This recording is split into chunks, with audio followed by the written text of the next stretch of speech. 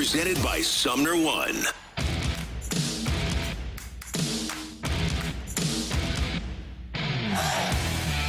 Good morning and welcome into the opening drive. I am Kerry Davis, joined by Brooke Grimsley. Randy Carricker is out, and Brooke, we have a great show today. We have college football insider from CBS Sports, Dennis Dodd, joining us at 8 o'clock to talk about the madness of the college football playoffs. I believe it's madness. There was madness? Oh, a little bit. One team was undefeated and going to be watching. A kerfuffle, if you will? A kerfuffle, indeed. And then at 8:45, we have Chris Kerber joining us to talk about the St. Louis Blues and what's going on with them. Another loss in Arizona to the Coyotes. And so here we are, Monday morning. Mm-hmm. You and I. Randy is out. He's actually in Arizona, I believe. Is he in Arizona? I think so. I think he went to Arizona to maybe play golf. I'm not sure. I could be wrong. I might be having it confused with the Coyotes and the Blues being in Arizona and not taking care of business, getting out to a 3-0 deficit early in that game. Michael Carcone scores 40 seconds into the game, and the Blues were just never able to catch up. Brooke, what are you seeing? Kerry, this morning you said something that made me feel, I guess, a little bit better, or I should say at least just more at peace with the Blues this season. You know, we had Tom Stillman come in here, and he very much, tempered expectations for the Blues this season. I truly believe that this is a retool, rebuild, however you want to brand it.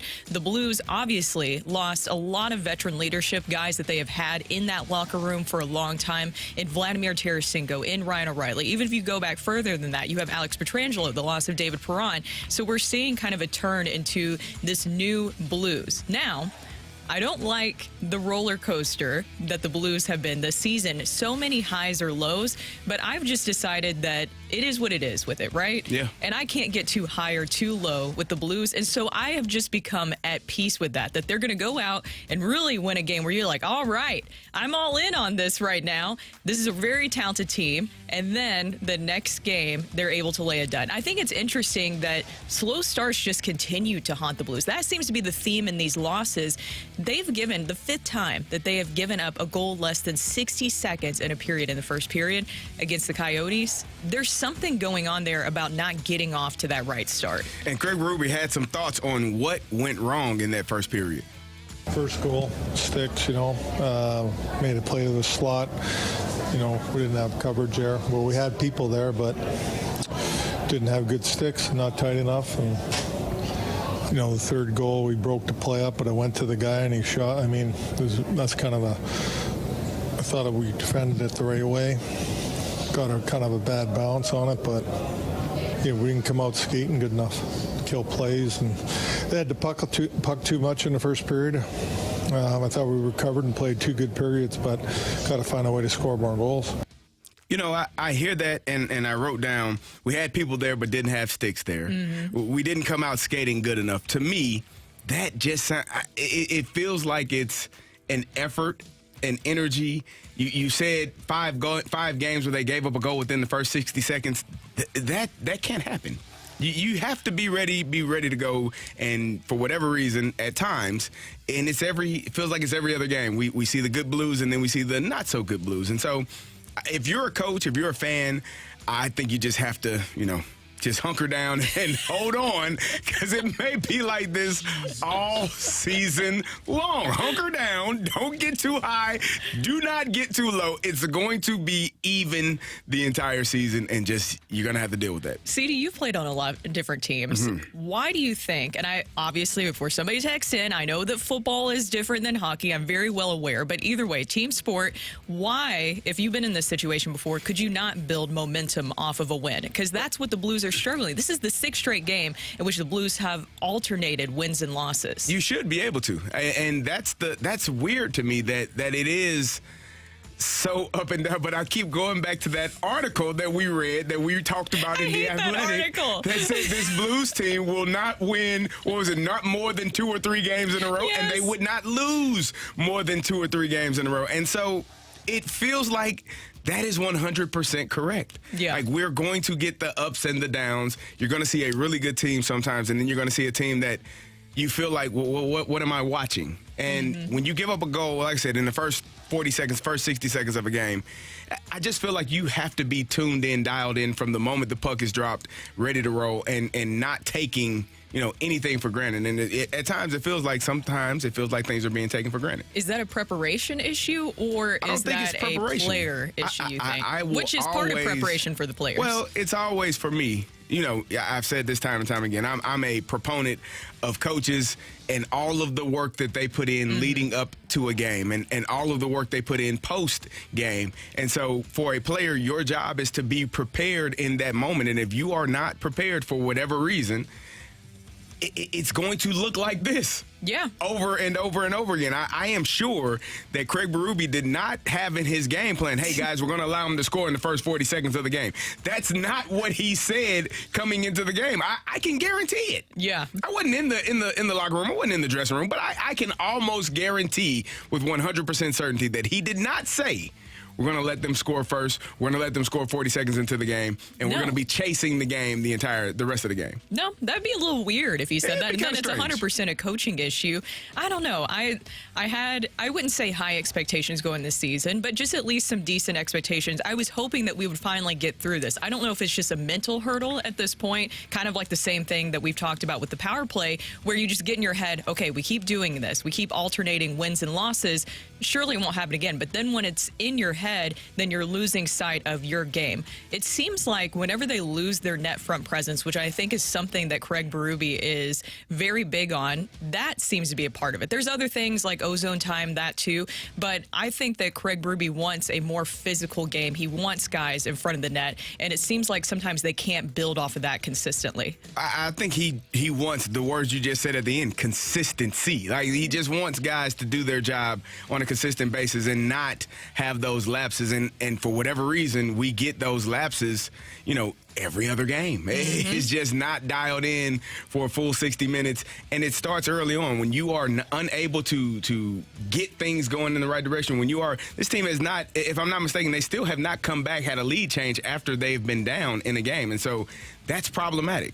It almost becomes, here we go again. I have played on teams literally where guys have said, here we go again. And that's probably what that happens. So that's 100%. Yes. So that's why I was saying the mental hurdle. Yes. I think that could be an aspect. But you convinced me, Carrie. I'm at peace with this now. Down. I'm hunkered down. I'm ready for this. I don't know what kind of roller coaster to be where it's just up, down, strap up, down, your seatbelt in.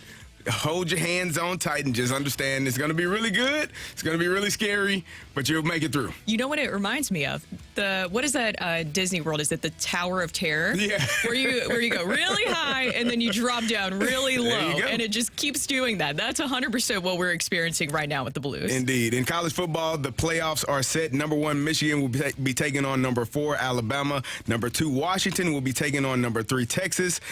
The number 4 team going into the playoffs was left out, even though they won their game, and that would be the Florida State Seminoles. They are now number 6 playing versus Georgia in the Orange Bowl. And Missouri gets to take on the Ohio State in the Cotton Bowl. How do you feel? I think that this was the best possible scenario for Mizzou to be able to get Ohio State, the Ohio State, in the Cotton Bowl. I think is huge, because I thought, we discussed this on Friday, there would be a chance that whatever the possibilities were going to be with Alabama and Georgia, that if Alabama beat Georgia, that could really just scatter out things amongst the SEC teams, which would affect Mizzou. But this was the best possible outcome. And just coming out this morning, I believe you said, Rocc, at like 5:30 this morning, Ohio State's quarterback, Kyle McCord, who started all 12 games this year for Ohio State, he will be entering the transfer portal. So probably some of the best news Mizzou got all weekend. Yeah, Mizzou fans, are your ears perking up for that one? Because I feel like that's a pretty big deal, right? I think so. I mean, the thing I don't like about, I'm excited about when they, move to this 12-team playoff, because a lot of these teams do not take the bowl games as seriously as they used to in the past. And so you'll get a version of a team that was not the same version that they had all season long. Like, you're not going to play the same Ohio State that Michigan just played last weekend. That's not going to be the same team if the starting quarterback is not on the roster. So Yeah, it's going to be a great opportunity for Mizzou. You should go in there no matter who's playing, take care of your business. But I just don't like that it has changed in such a way that once teams know that they can't win a championship, they're like, okay, I'm done. I'm out of here. And it makes it unfortunate for college football fans to watch. I do think that there is different tiers to bowl games, though. Obviously, you have the teams who are competing for a championship with those 4 that you mentioned earlier. But then in the next tier, I feel like a New Year's Six bowl is very important. 1, for the program, but 2, for the player. If you want to go play in the NFL, then you better be playing in that game, because I feel like a New Year's Six bowl is not something that you take lightly. If you're playing, wouldn't you play in the New Year's Six bowl? Oh, yeah. I think scouts want to see you play every opportunity you have to play. When you take time off, when you take a chance to say, I don't need to play in this game, I think it shows a little bit. If you're one of the elite players, like I said, I think Christian McCaffrey and Leonard Fournette started this a few years back when they decided that there was no need for them to play in their bowl game. But for some players, this is another opportunity against another team, against another good team, to show that you are one of the best in the country and why you should be drafted where you should be drafted. So I am for it. I think they should play in it, but, to each his own. Some guys don't want to get injured. Yeah, and Eli Drinkwitz said that pretty much every one of his players will be playing in that New Year's Six bowl. So it should be a good game. I said, Mizzou, this was the best outcome for Missouri. Your opportunity to win 11 games, opportunity to go against a name brand football program that has been a historic program, not Tulane. No offense to those guys. I don't want no green wave, coming at me in the text line, waving at me in the text line. But playing Ohio State in the Cotton Bowl is a very good matchup for Missouri in terms of what it can mean for recruiting. It's going to be a good opportunity for Mizzou to be on a national scene and be seen by a lot of recruits around the country. I know we're discussing this later, but 100%, would you take, because I think that you should always take Ohio State in this situation, but if you had to choose either Ohio State or Tulane, because you're thinking maybe Tulane would be an easier win, which one would you choose? If I'm a player? Yeah. I mean, you honestly, I think in this situation, I would much rather play Ohio State. Yeah. Because the competitor in me wants to say, okay, you guys have, obviously we were going against each other in recruiting, and some of the guys went to Ohio State, some went to Missouri. It's a national thing. So a lot of the guys that are playing in different schools and different teams, and you want to show that you're better than them. I would want to play Ohio State because it's a better matchup. It's a better team.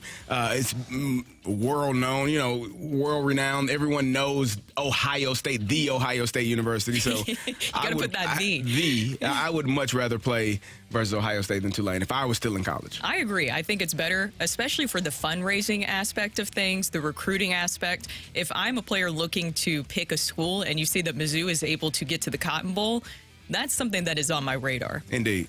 That's Brooke. I'm Kerry. Coming up next, we got 3 things that we loved about the weekend. That's next on The Opening Drive. This is Brandon Dodd, and today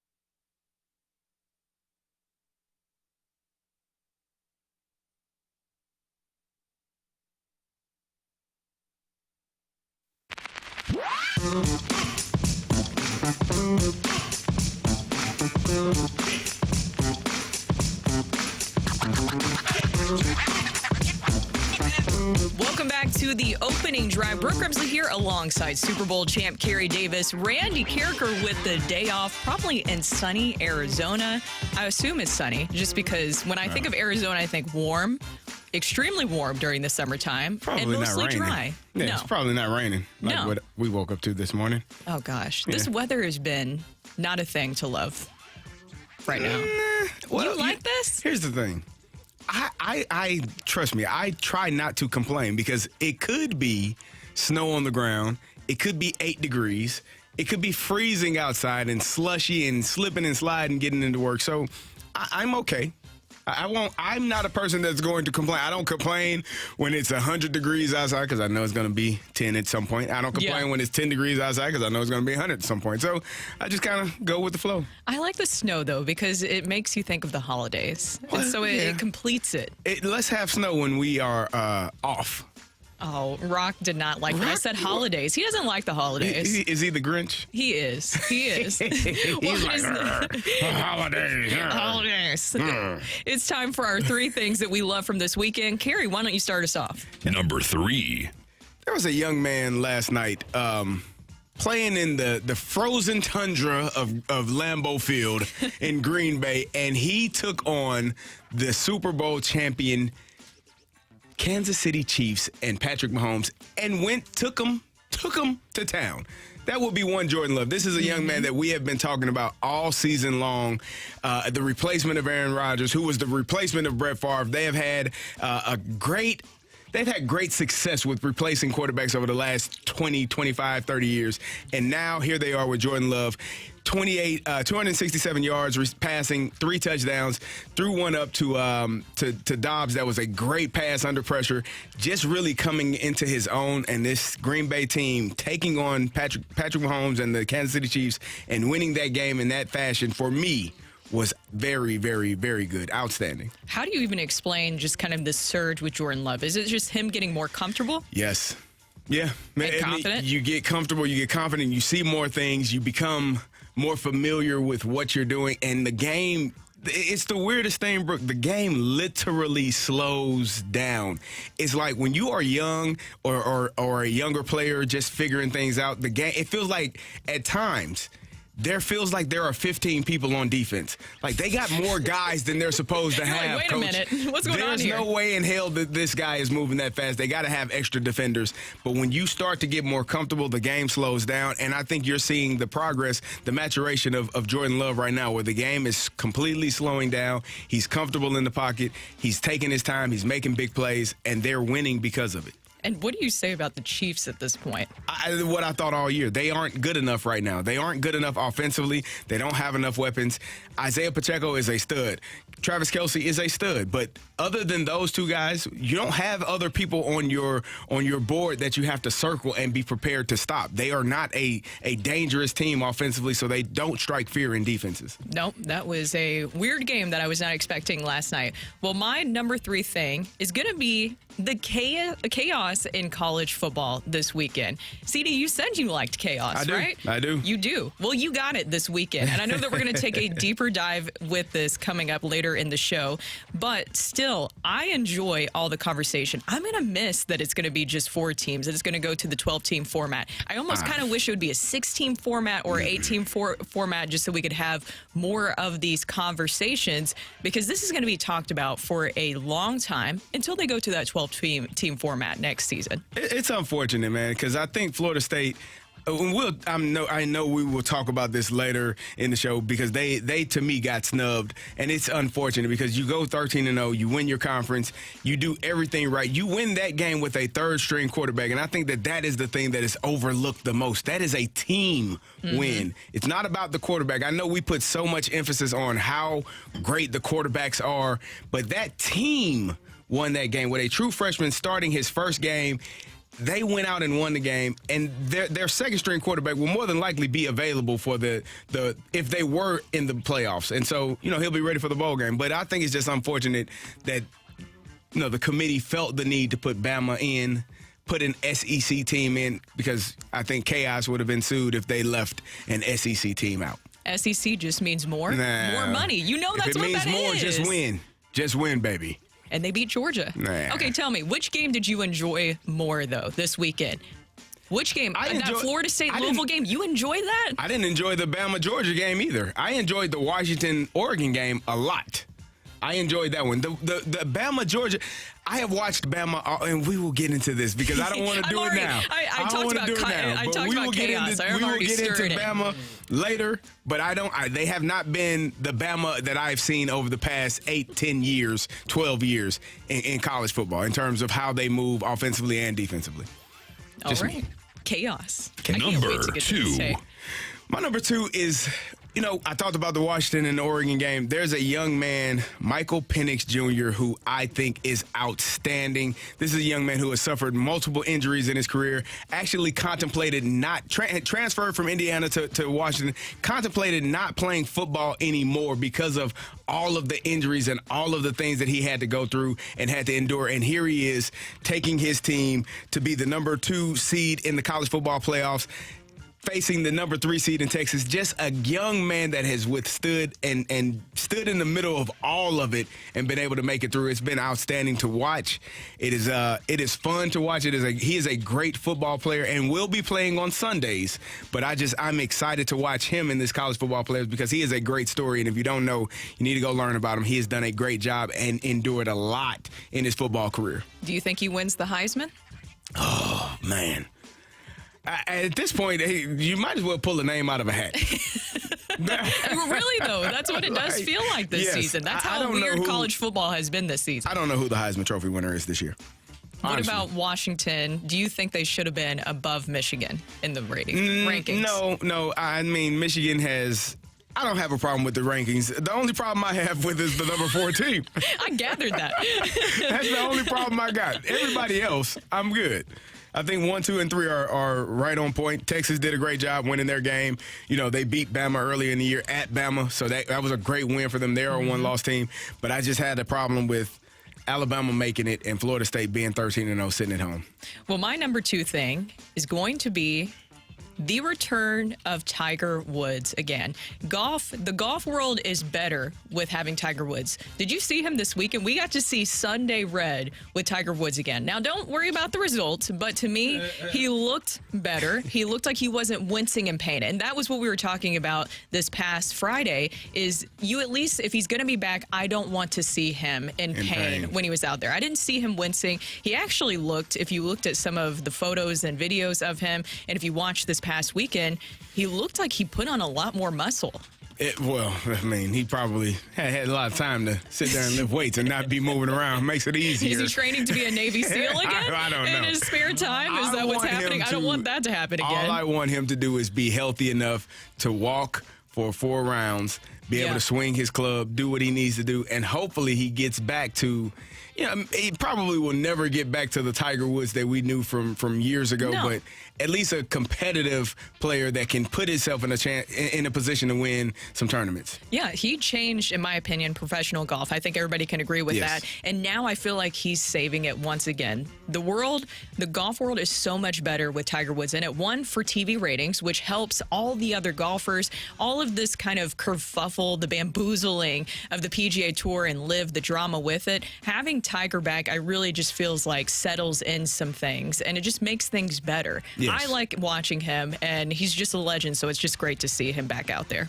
Number 1. Well, my number 1, there was a team last night that flew into Philadelphia and bullied the Philadelphia Eagles all over the football field. Deebo Samuel with the hat trick for 3 touchdowns.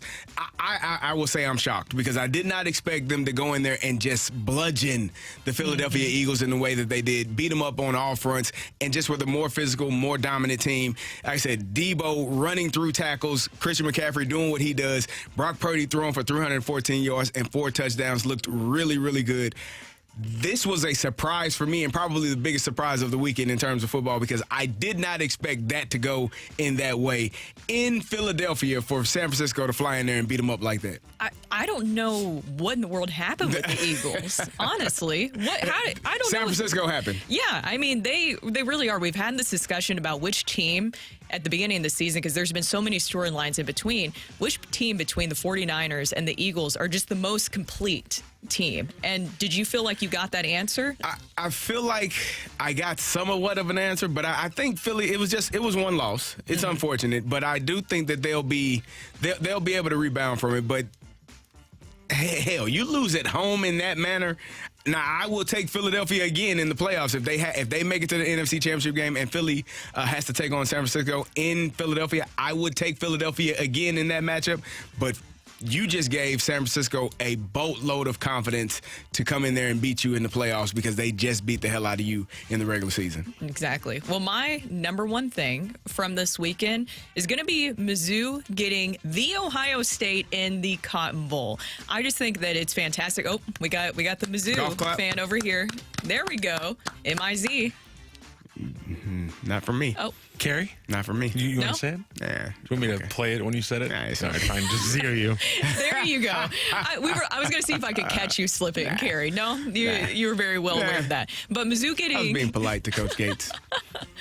You talk a lot from me always having that soundbite just to play whenever I want to. I'm just saying. Whatever. We Too can, nice to we you. can launch it whenever Too we nice want, to Carrie. you.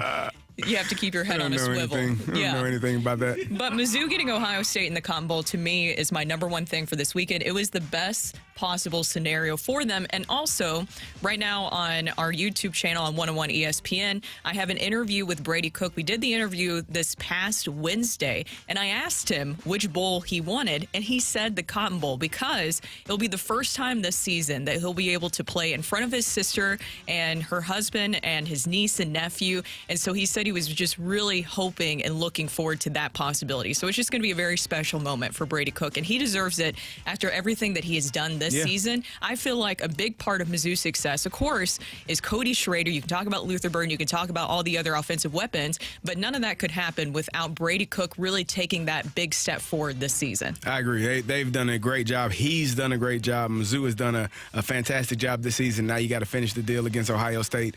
Great matchup for them. Great matchup for their growth as a team and as a football program. And so hopefully they get the win and continue to put things in the right place to continue to move forward. And you win against Ohio State. You could be looking at, because they have a lot of players coming back for next year, especially your quarterback. That's the main thing. Luther Burden coming back. That's another a big target to have back. You could be looking at a team that could be top 15, maybe top 10 in the country in the preseason of 2024. So this game against Ohio State is a very big game for the football program for 2024 and beyond. Exactly. That's Carrie. I'm Brooke. Coming up next, we're going to have our NFL 4 downs. And don't worry, I'm not talking about the Tennessee Titans. We don't need to talk about that. That's coming up next here on the Opening Drive. Carrie, M-I-Z, Carrie. Oh, no, Coach. Z-O-U, Coach. Thanks, Coach.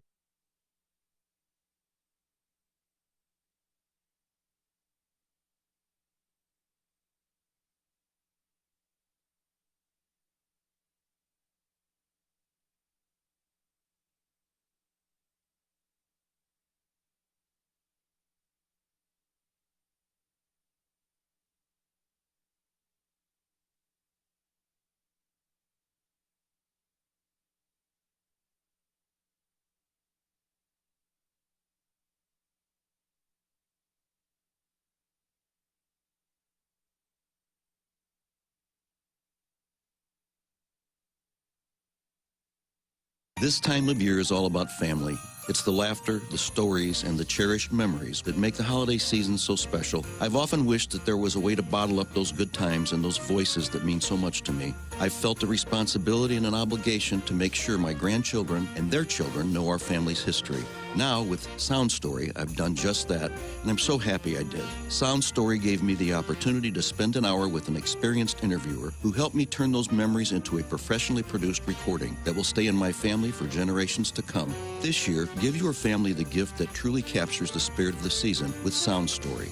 Visit mysoundstory.com to view the list of experienced interviewers, including 101 ESPN's Randy Carricker, Tim McKernan, and Anthony Stalter, who would all love to help you preserve your most precious memories. Enter code ESPN for 20% off your Sound Story. That's mysoundstory.com, code ESPN for 20% off the gift that you'll never regret giving. Sound Story, for you, for them, forever.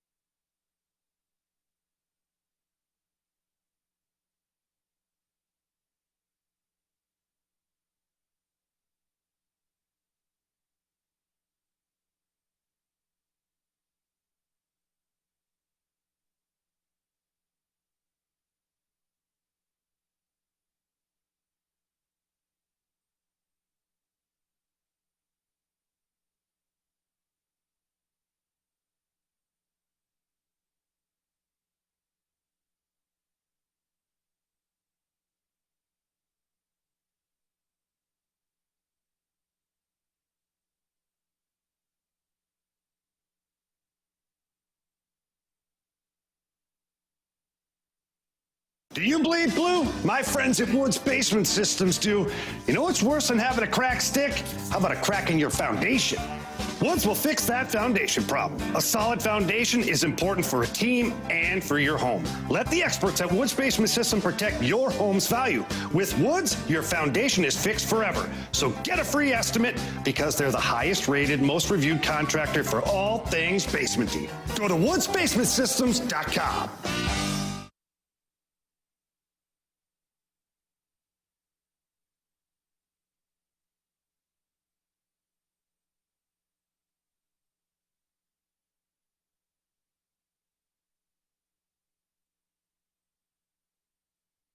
What will you find at Macy's Backstage? How about the perfect holiday gifts, just $25 and under, like matching family PJs, fragrance sets, toys, and more. Find the latest trends, new arrivals, and great prices at a Macy's Backstage store near you.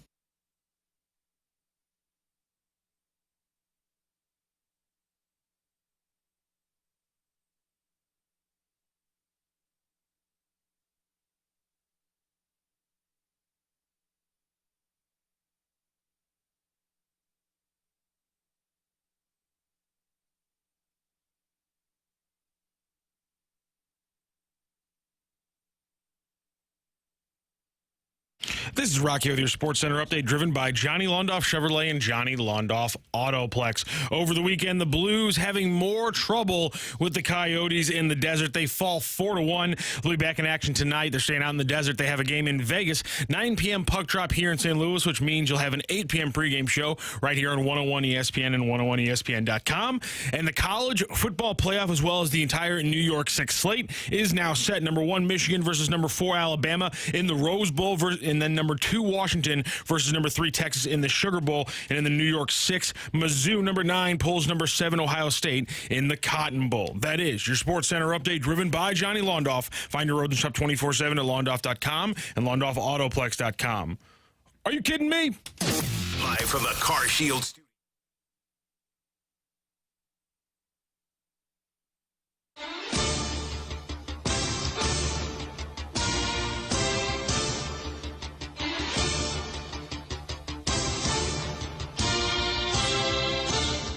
Welcome back to the opening drive. I'm Kerry Davis, joined by Brooke Grimsley, and it is time for NFL 4 Downs. First down. All right, Brooke. So it's amazing that we have gotten to this point where the New England Patriots are a 2-10 team, losers of 5 in a row. Brooke, their last 3 games, they have scored a whopping total of 13 points in their last 3 games. 10-6 versus 6 points versus the Colts, 7 points versus the Giants, and 0 points yesterday versus the Chargers. In those 3 games, they've only given up 26 points, 26-13 in their last 3 games, and they have lost all 3 games. Bill Belichick, the magic of the Patriot way, all of those things seem to have gone by the wayside, and it is terrible. If you are forced to watch a New England Patriots football game at this point, it has to be akin to torture. It's if someone's forcing you to watch these games, the offense specifically, they do not like you. They are not your friend. They are not your family, and it is a terrible product to watch at this point. The New England Patriots, offensively and defensively, well, defensively better, but offensively, whew. It's terrible. It is. I mean, first of all, it feels like it should be illegal to have a final score in an NFL game in 6-0. The Chargers not looking great as well, but still with the Patriots, I don't know what else you can say about them. Bill Belichick has to be done at this point because this is fully, in my opinion, on him because he also acted as the GM of this. I think he kind of tried to run a formula that is very Bill Belichick-esque, and it's not working anymore because you don't have Tom Brady to make it work anymore. Maybe at this point, you just have to move on. Robert Kraft, I think, does have a close relationship with Bill Belichick, but when it's costing you money and also your brand, friendships can only last so long, right? Oh, yeah. I mean, it's I don't know what you drafted these guys, so who else you going to blame? You can't blame anybody else. You've sat Mac Jones. You went to Bailey Zappi. It is the same result. You lose 6-0. The Chargers stink too. Let's not leave that out. No, but 6-0. That was a real final score. Oh my! 2 field goals. Come on. Second down. Mine is going to be the Texans beating the Broncos 22-17 despite a late charge by the Broncos in this game. And really, Carrie, the theme of my NFL 4 downs today is going to be teams getting on the right track because of their young impact players. We've talked about C.J. Stroud all season, but really, I think the Texans, how they handle this, Tank Dell, I feel horrible for him being carted off, but still no flinching from CJ Stroud and company. For a young QB, you never know how that's going to go when you lose another player like that, especially in that manner where he's being carted off the field. And by the way, Tank Dell, he suffered a fractured fibula, so he's going to hit the IR. I haven't fractured a fibula. I don't know what that's like, but what do you think the estimated time for that is going to be? Oh, he's probably done for the season. I mean, even if what do they have, 5 games left? 1, 2, 3, 4, 5. 5 games left in the season. You probably playing in the first round of the playoffs. I don't know if a fibula is a 4 to 6 week injury. It sounds like it. Or if it's a 6 to 8 week injury. If it just depends. It depends on how well that bone heals and how well he's able. If he does come back, he's going to be out of shape.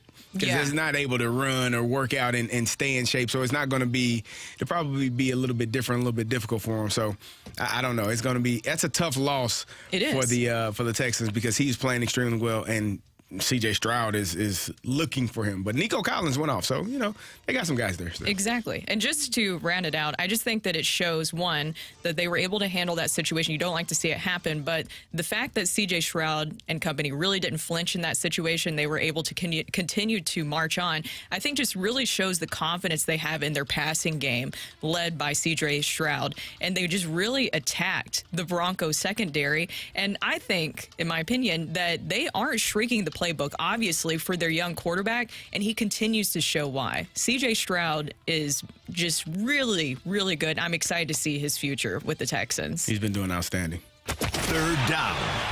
My third down is going to be the softness of the NFL. I'm sick of it. I'm sick of seeing people get tackled and flags being thrown. It is going to cost a person a championship. It's going to cost some people some money. It's going to cost someone their job. Patrick Mahomes was hit in bounds by St. Louis and Jonathan Owens late in that game, and they threw it. He's hit in bounds. The man is not out of bounds yet, man. I believe his name is Mr. Biles. Okay, that too. The fact that you throw the flag in that situation is a terrible call. If Pat don't want to get hit, Pat, get down. Get out of bounds. Get down sooner. If you don't want to get hit, get out of bounds, get down. You're playing football. He has pads on. Russell Wilson got hit. He slid late. The cornerback was already into his tackle, and they threw a flag on him. He didn't hit him with his helmet. He hit him with his shoulders. And so when we're talking about protecting players, I get it. But there is a part of that protection is on the player himself. Take care of your damn self. Don't put yourself in a position to get knocked the hell out. Because you also have on pads and a helmet, which means you are live, which means they're going to hit you. Get down sooner, get out of bounds sooner, and don't throw the flag on people just playing football. That's all I got. It's driving me crazy, and it's going to cost someone a job and someone a championship. That's what it feels like it's leading to, It's right? going Because to. you've seen it so much more this season. It's already been progressing that way, but I feel like you've seen that more and more this season in particular. It's ridiculous. It's so frustrating to watch. 4th down. Mine is going to be, as I mentioned, we're talking about young impact players. Well, look no further than the Detroit Lions because they have a rookie group that really is just leading the charge right now, along with Jared Goff, who, of course, is not a rookie, but still, you have to give him credit for what he's been able to do for the Lions. But in a close 33-28 victory over the Saints, if you watch this past weekend, if you just watch those first 6 minutes, you would have thought that would have been the end of the game. But then the Saints just came marching back in that one. But either way, in those first 3 touchdowns, if you look specifically at this rookie group, you had a big run by Gibbs that led to a touchdown. You had Laporta with a touchdown. And then you had that interception by Brian Branch where he was able to scoop it up and get them in position for another score. So you have, with the Lions, a rookie group that is really helping the Lions hold on to the division lead. By the way, they are 9-3, I believe, for the first time since 1962. And I don't know if you remember, there was a time, too, where the Lions were kind of getting flack for some of the decisions they made when they were drafting these guys, and it has panned out for them in the best way. They are a good team. I still, they beat up on the Saints, which the Saints are terrible in my opinion. Derek Carr is hurt again. Yeah, I thought he would be the answer. He is not, and so they aren't really good. But the Detroit Lions have played well enough. I don't trust them in the playoffs to think that they're going to make a run or a push. I don't think that they're better than San Francisco or Philadelphia, but they have been playing extremely well. And you said that those young players are playing well. Laporta went off again yesterday. Yes. It's good to see him having the success and seeing them play, as well as they are playing right now. Yeah.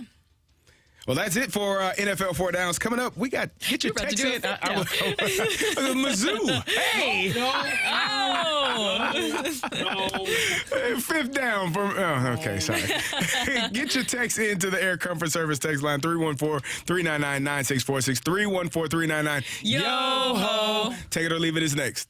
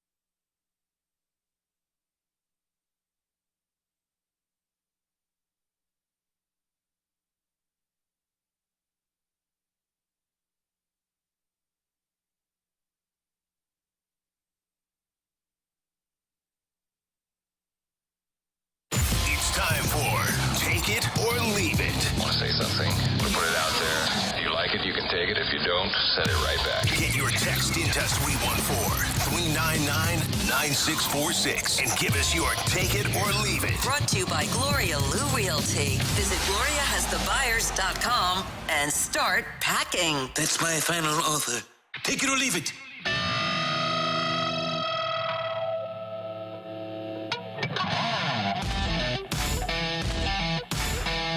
Welcome back to the opening drive. Brooke Grimsley here alongside Super Bowl champ Kerry Davis, Randy Carricker with the day off, and it is now time for Take It or Leave It. So get your text in to the Air Comfort Service text line. That is 314-399-9646, 314-399-YO-HO. CD, why don't you start us off? Okay, so I don't know if you saw this. There was a photographer that lost his job over the weekend. The photographer was in London, when the Kansas City Chiefs took on, was it the Kansas City Chiefs versus the Miami Dolphins? And Tyreek Hill did his backflip in the end zone. He snatched the guy's phone, took the picture, and that guy who gave Tyreek the phone actually was fired. Tyreek is going to pay his salary for the rest of the season. Take it or leave it. It was worth it. It was worth it?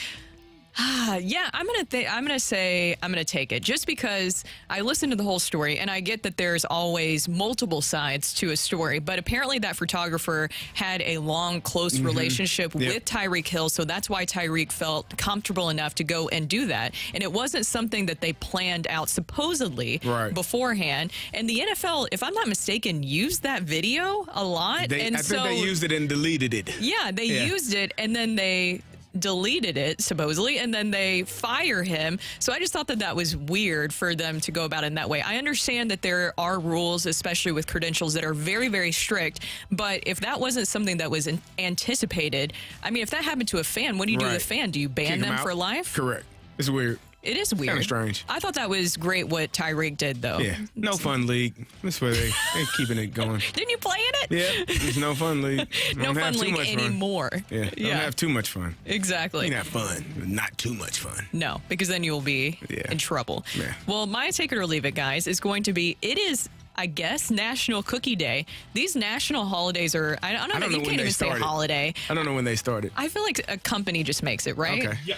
That's what it is. So the Rizzuto Show posted on X, they asked a question, a very important question, that if you prefer soft or hard cookies, take it or leave it.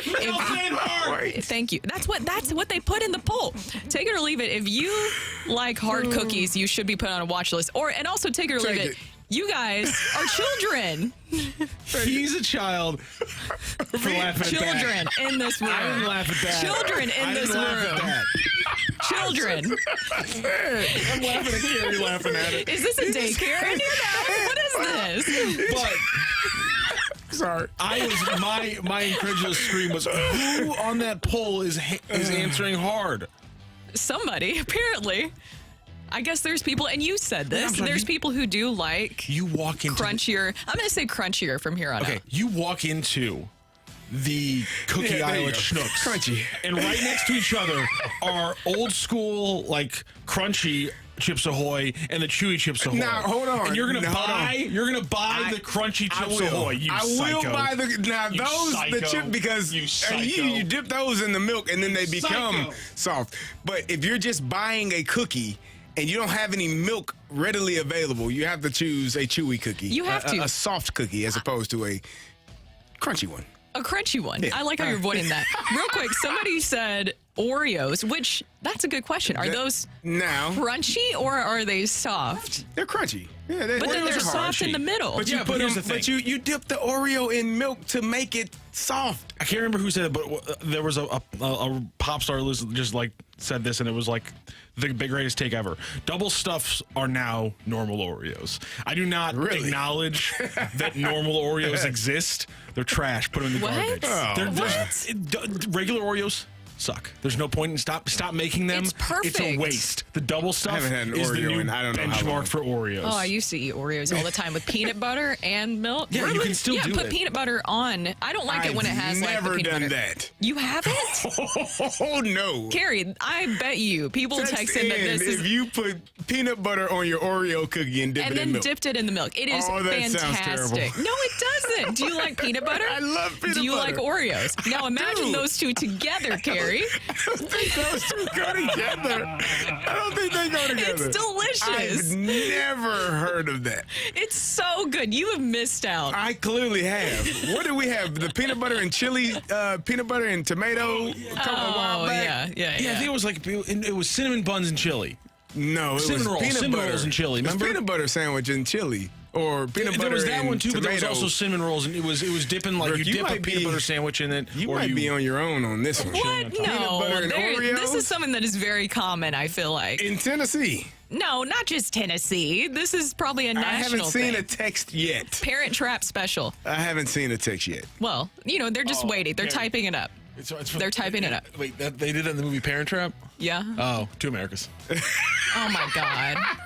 Thanks. Oh, there we Hey, go. look, here we go. And this Oreos is and not peanut from my butter is burner account. Phenomenal. Okay. I'm not over here texting into the text line over and over again. Put your phone down, ma'am. Rocc, what do we have? Take it or leave it. The 14 bracket is embarrassing, and adding seeds is just going to make it worse. I believe he's referring to the college football playoff. I don't think so. I think adding teams you're going to have some teams that probably shouldn't even be in there, but that's better than having teams that should be in there and that are not. So for me, I'm looking forward to the playoffs, adding more teams, because this is unfortunate for Florida State. You won't miss the chaos of what is actually, who's the better team, who's the more deserving team. Nope. I would love it to see those teams actually play football on the field instead of on a piece of paper with a guy with a room full of men and women sitting around deciding who should be in and who shouldn't be. Take it or leave it. Certain players on the Chiefs are too worried about making commercials than winning games. Oh, leave it. I'll leave it. Leave it. Stop it. God, people do work. They do, but Really? I'll leave it. But I will say the Chiefs got to figure something out, because they are not an elite offense right now. No, I think that's safe to say. Not really good. Take it or leave it. You can't make the playoffs with the oldest starting pitching rotation in the division. I don't know who he's talking about. Maybe the Cardinals? Hey, by the way, winter meeting starting this week in Nashville, Tennessee at the Gaylord Opryland Hotel. Have you guys been to that hotel? You can get lost in that place. I've been there once. No, but some octogenarian's about to get paid as long as he can throw a lefty slider. I think I've been there. We'll see. It's massive. I'll leave it. Cardinals are we referring to the Cardinals and the older pitchers? Yeah. I'm gonna guess. Okay. I'm just gonna take a guess. This is thought. You can win a division. It just is only going to be either the AL or NL Central. There you go. Could you win a coastal division? Probably not. Take it or leave it. The GMs will be hitting a honky tonk in Nashville this week. Quick question. Yes. What are you gonna say? I'm not going to say what I want to say now. Can you give me the exact definition? What makes a bar a honky tonk as opposed to just like a country honky-tonk? bar? Well, okay. Well, they're very Like a similar, country but a music bar honky or tonk is what you see mostly on Broadway. It has the 3 levels. It usually has live music. You and I go to different and your Broadways. dance. Huh? Sorry, continue. Oh my gosh. I am done. First, you questioned Listen. my Oreos and peanut butter. Peanut and then butter. you also didn't like a word that I used, which is a word that the Rizzuto show put out there. Okay. I had no problem with that. I had no issue with that. We got a text from the 618. Peanut butter and Oreo is borderline serial killer material. Oh, you're cherry picking, CD. You're cherry picking because there is plenty of people. There is plenty of people who are saying that it's amazing. PB and Oreo is Never. amazing. Oh my God. Take it or leave it. Tennessee people eat weird things. Oh my God. Somebody said peanut butter on Oreos is probably common in Nashville. I mean, the Titans starting quarterback puts mayo in his There you coffee. go. See? No, he's from Kentucky. Or no, he's not from Kentucky, but he played for Kentucky. Yeah, Where is he from? I I don't even know. I should know this.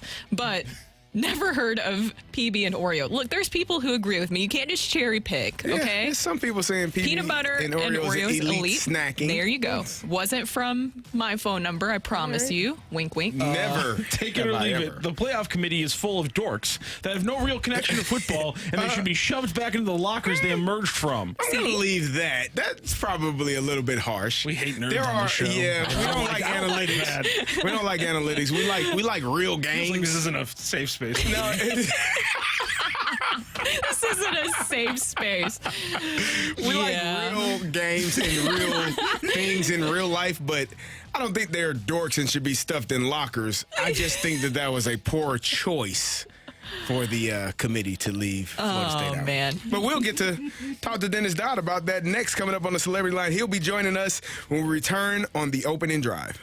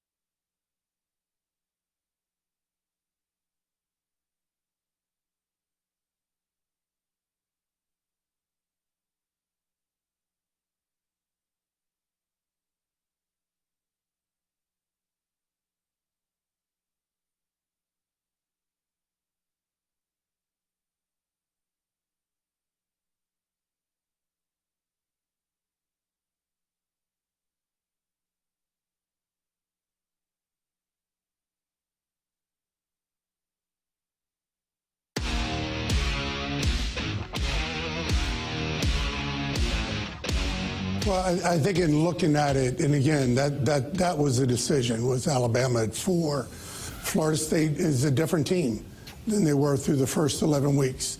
Coach Norvell, their players, their fans, an incredible season. But as you look at who they are as a team right now, without Jordan Travis, without the offensive dynamic that he brings to it, they are a different team. And the committee voted Alabama 4 and Florida State 5. Welcome back to the Opening Drive. I'm Kerry Davis, joined by Brooke Brimley. And that voice you heard was College Football Playoff Committee Chair Boo Corrigan talking about FSU and why they're not in. And we go to our celebrity line and have CBS Sports College Football Insider Dennis Dodd joining us. Dennis, you heard the audio. What did you make of the decision to not allow Florida State, despite being undefeated conference champions, into the college football playoffs? It's 18 hours later, and I'm still upset. I called it an abomination on our air yesterday. And I'm just waking up to, after everything that happened yesterday, checking the AP poll that has Florida State 4th and Alabama 5th, and it's not even close by the votes from what I'm looking at. Every playoff predictor, whatever those are, had Florida State in there. And when did Florida State become North Alabama? I have a problem, and I was in Atlanta all weekend for the SEC title game. It's been going on for years, this kind of groupthink that the SEC plays football and everybody else is playing Frisbee golf.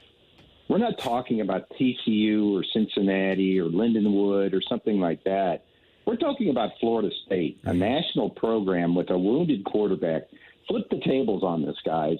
Had Alabama gotten to this point and used a second or third string quarterback to get to the end to go undefeated, it would have been the best story in the country. Instead, they've weaponized it against Florida State. This should be a reason why they're in. I know it looked ugly offensively, but that defense is national caliber.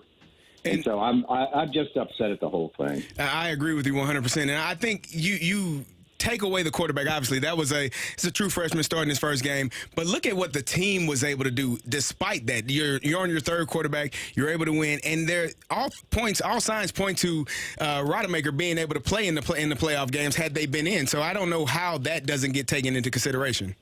Well, you know who else played with a third-string quarterback, looked terrible doing it, and won by double digits?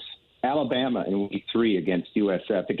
That was by choice. Mm-hmm. They benched Jalen Milroe, and it's almost American culture. We remember what happened 5 minutes ago. We don't remember, or they don't remember apparently, that Alabama lost the game. First of all, in college football, you lose a game in the BCS era since 1998. You don't have room to argue. You may get in, but you don't have room to argue because you lost a game. Unbeaten is unbeaten, at least at the top, not at Liberty's level. That's another discussion. Mm-hmm. But this has never happened before. No major conference champion that's gone undefeated has ever been left out in the CFP era. And the last time it happened was 2004 in the old BCS when Auburn went 13-0 and was left out. And I was there. I remember Tommy Tuberville going through the press box canvassing AP voters to try to get a split national championship. You saw the shock that Florida State was in yesterday. This is everything we're taught growing up, playing peewee football, baseball, everything. Hey, if you win them all, you get a trophy or you get access. They didn't get access. I don't care if Alabama looks better now. You're a major conference champion. This is the Atlantic Coast Conference. This isn't something else. So I'm rambling. Go ahead. No, you're fine, because I think there's a lot of people who agree with you, and there's a reason why this has become such a big national conversation. In your opinion, Dennis, which were the 4 most deserving teams and which were the best 4 teams? Because that's what it seems like everybody keeps going back and forth with, is the difference in that. Well, look, let's go by the protocol. Let's go by the protocol of the committee itself. It's very selective, and the language is very vague. Best team, not of players being injured. When it's close at the margins, you're supposed to break the tie by championships won. Well, it was tied there. Schedule strength about tied there, and head to head. So Texas has to get in. Texas has the head-to-head over Alabama. I don't know what the reward is from Texas. Anyway, in answer to your question, I had Washington first, Michigan second, and I don't think it's close. Well, Washington played more ranked teams and was more impressive, and that's why they played those close games. Texas third and Florida State fourth. And I felt vindicated again just looking at the AP poll. This is what the majority of the nation's sports writers who cover the game think. Dennis, did Michael Penix solidify himself as the Heisman Trophy winner with that win over Oregon this weekend? You know what? I thought he did, and then as I posted something Friday night. Oh, it's a jumble. Now that Bo Nix has dropped out, because I thought Bo Nix was the front runner at that point. That's just my thought. And no, I think it's Jaden Daniels. I think he won the award sitting on the couch. Wow. Because his numbers are so impressive. And I know they've lost three games, but I think since 2007, I just wrote it, so I can't remember. I think there have been at least three players that have won the trophy with three losses, including Tim Tebow. But consider this, he's the first player in history to throw for 12,000 yards and rush for 3,000. 1,100 of those came this year, 46 total touchdowns. This is really Joe Burrow type stuff. And you wonder if LSU had a defense at all, they'd be in one of these top four. That was a really, really good offensive team. So I believe it's going to be Jaden Daniels and somewhat of a runaway, frankly, right now.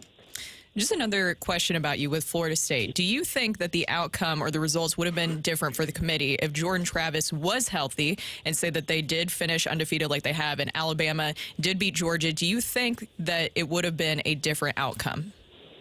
I do, but look, again, it's duplicitous and hypocritical. They're not taking Alabama's. They did almost the exact same thing. They just happen to be healthy now. The idea is not, well, Florida State can't win a game in this tournament. The idea is to reward them for going unbeaten. They can't win a game. Well, that's not the point. We go through eye tests and most deserving. Here's the point that nobody's bringing up. Is it just me, or would I like to see that committee be held accountable? Let's see their votes. That's not an outlandish request, is it? Every AP voter is allowed to release their vote every week. The coaches release their votes at the end of the year. Guys, I keep harping on this. This is the most clandestine, secret way to select the champion that there's really ever been. At least in the BCS, I went back and looked at the rankings a couple of days ago. I saw the numbers. They were out there. I didn't pretend to understand them, but at least there it was. That's how the sausage was made. I think it's outrageous. And I would advise, I don't know, Florida State, their AD, ask Bill Hancock in the CFB, can we see what everybody voted in the top 25? They're literally worried about hurting feelings, people getting yelled at on social media. If you don't want to do it, don't want to do it. You're behind closed doors. Everybody talks about anonymous people on the internet.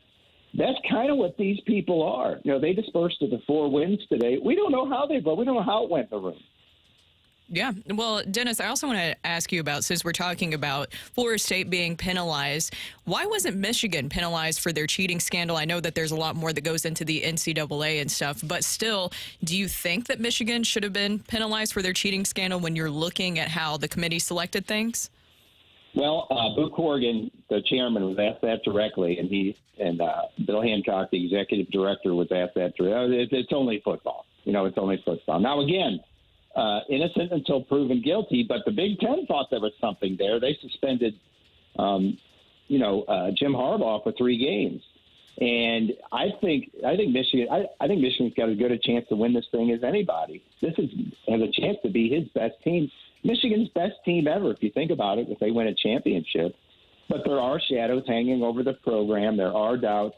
He gets to the CFP having missed half the season because of suspensions, talking about Jim Harbaugh. That shouldn't reflect on the kids necessarily, but I think it's worth asking the question. Michigan was 2-4 in the COVID year, and 2-4 at 2-4. Jim Harbaugh's job was in danger.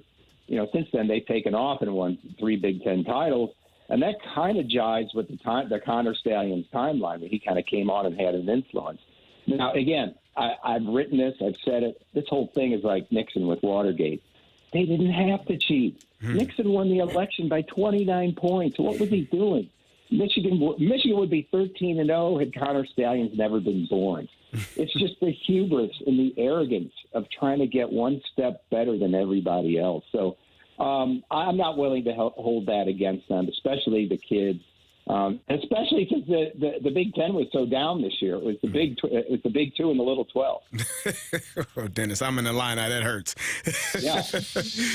Mizzou was selected for the Cotton Bowl. They will play Ohio State. News broke this morning that Ohio State's quarterback Kyle McCord will be entering the transfer portal. How likely is it that Mizzou gets a win versus Ohio State, and how important is it for them to win that game? This is a shock to Ohio State. This is the biggest transfer portal news of this round to date. Kyle McCord is the entrenched starter. Something's going on there, whether they've fallen in love with Devin Brown, the backup, who's more a runner, not as good of a thrower. They may have already made their decision to go into the portal and get someone and recruit over Kyle McCord. But whoever's going to play, what is it, 3 weeks, 4 weeks to prepare, I think this plays in the Mizzou's hands. Kyle McCord threw for 3,100 yards and 24 touchdowns. Now, was he C.J. Stroud? No, but we kind of knew that going in. He was not Justin Fields. And I thought they accounted for themselves well against Michigan. It was a third straight loss and everything that goes with it. I get that. So that was a smash-mouth football game decided by a couple of turnovers, both by Kyle McCord, by the way. But I didn't know he was unhappy. I thought he was going to be the starter going forward. So a little bit of upheaval at Ohio State, and I do think it plays in the Missouri's hands. Dennis, thank you so much. We appreciate your time and joining us, especially getting up so early on the West Coast. We look forward to having you on later on. Hopefully this football playoffs, talking about a Missouri win. You bet. One more point here. I should say what happened yesterday will never happen again with the 12-team playoff because everybody who gets in will get in. So it's just a talking point at this point, for better or worse. But they went out the wrong way. I agree wholeheartedly. Thank you, Dennis. We appreciate it. Thank you. That was CBS Sports college football insider Dennis Dodd joining us and had some really interesting thoughts on the college football playoffs and who should be in and who should not. And I couldn't agree more. Florida State played their way in. They did everything right. And, again, we'll talk about it later, but Alabama has not been the dominant team that we've seen over the past 10 to 12 years of Alabama football. Sunday morning, you could still get plus odds on Jaden Daniels for the Heisman. That's like positive odds. Like bet 100 to win 125, like plus 120. Like that is the fact that it was still positive odds on Sunday morning was insane. That's crazy. I guess he's going to win. I would like Michael Penix Jr. I just like guys. I mean, he played a hell of a game and has had a hell of a career. So we'll see. It'll come down to the wire, I'm sure. That's Brooke. I'm Kerry. That's Rocc. Coming up next, we'll talk about Mizzou a little bit more. Maybe get some thoughts on what we think will happen in this college football bowl season with Missouri Tigers taking on the Ohio State Buckeyes. That's next on the Opening Drive.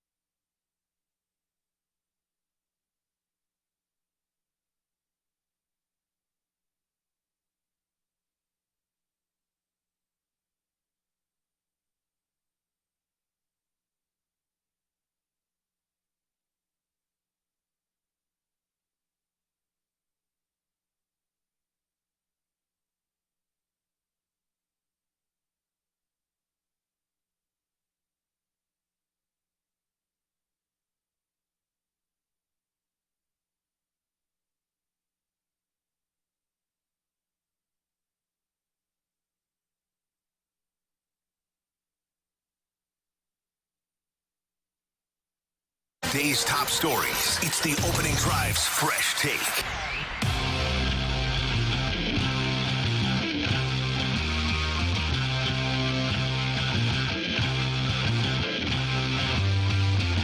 You know, we've been fortunate to have the national spotlight from really November, and so this is just an opportunity to have a capstone opportunity in a moment. But we got to capitalize on it. You don't want to be on the national stage and not perform at your best. So, you know, from coaches all the way to players, we have to prepare with a purpose. Welcome back to the Opening Drive. Brooke Grimsley here alongside Super Bowl champ Kerry Davis, Randy Carricker with a day off, and that was Mizzou head coach Eli Drinkwitz. As we found out yesterday, Mizzou will be taking on the Ohio State in the Cotton Bowl. You don't like the added to it? I've always hated Why it. do you grunt? Get over it. Why do you grunt? He just made that noise. He went, You're Ohio State University. You sound like DMX. I like that. The Ohio State University. Kerry, that's the nicest thing anyone's ever said to me. That's the nice. But our fresh take today is Mizzou, obviously, in my opinion, getting the best possible result here with a matchup against Ohio State. But would a win to finish off the season against, say, Liberty mean more than a loss to the Buckeyes? Oh, no. I mean, no.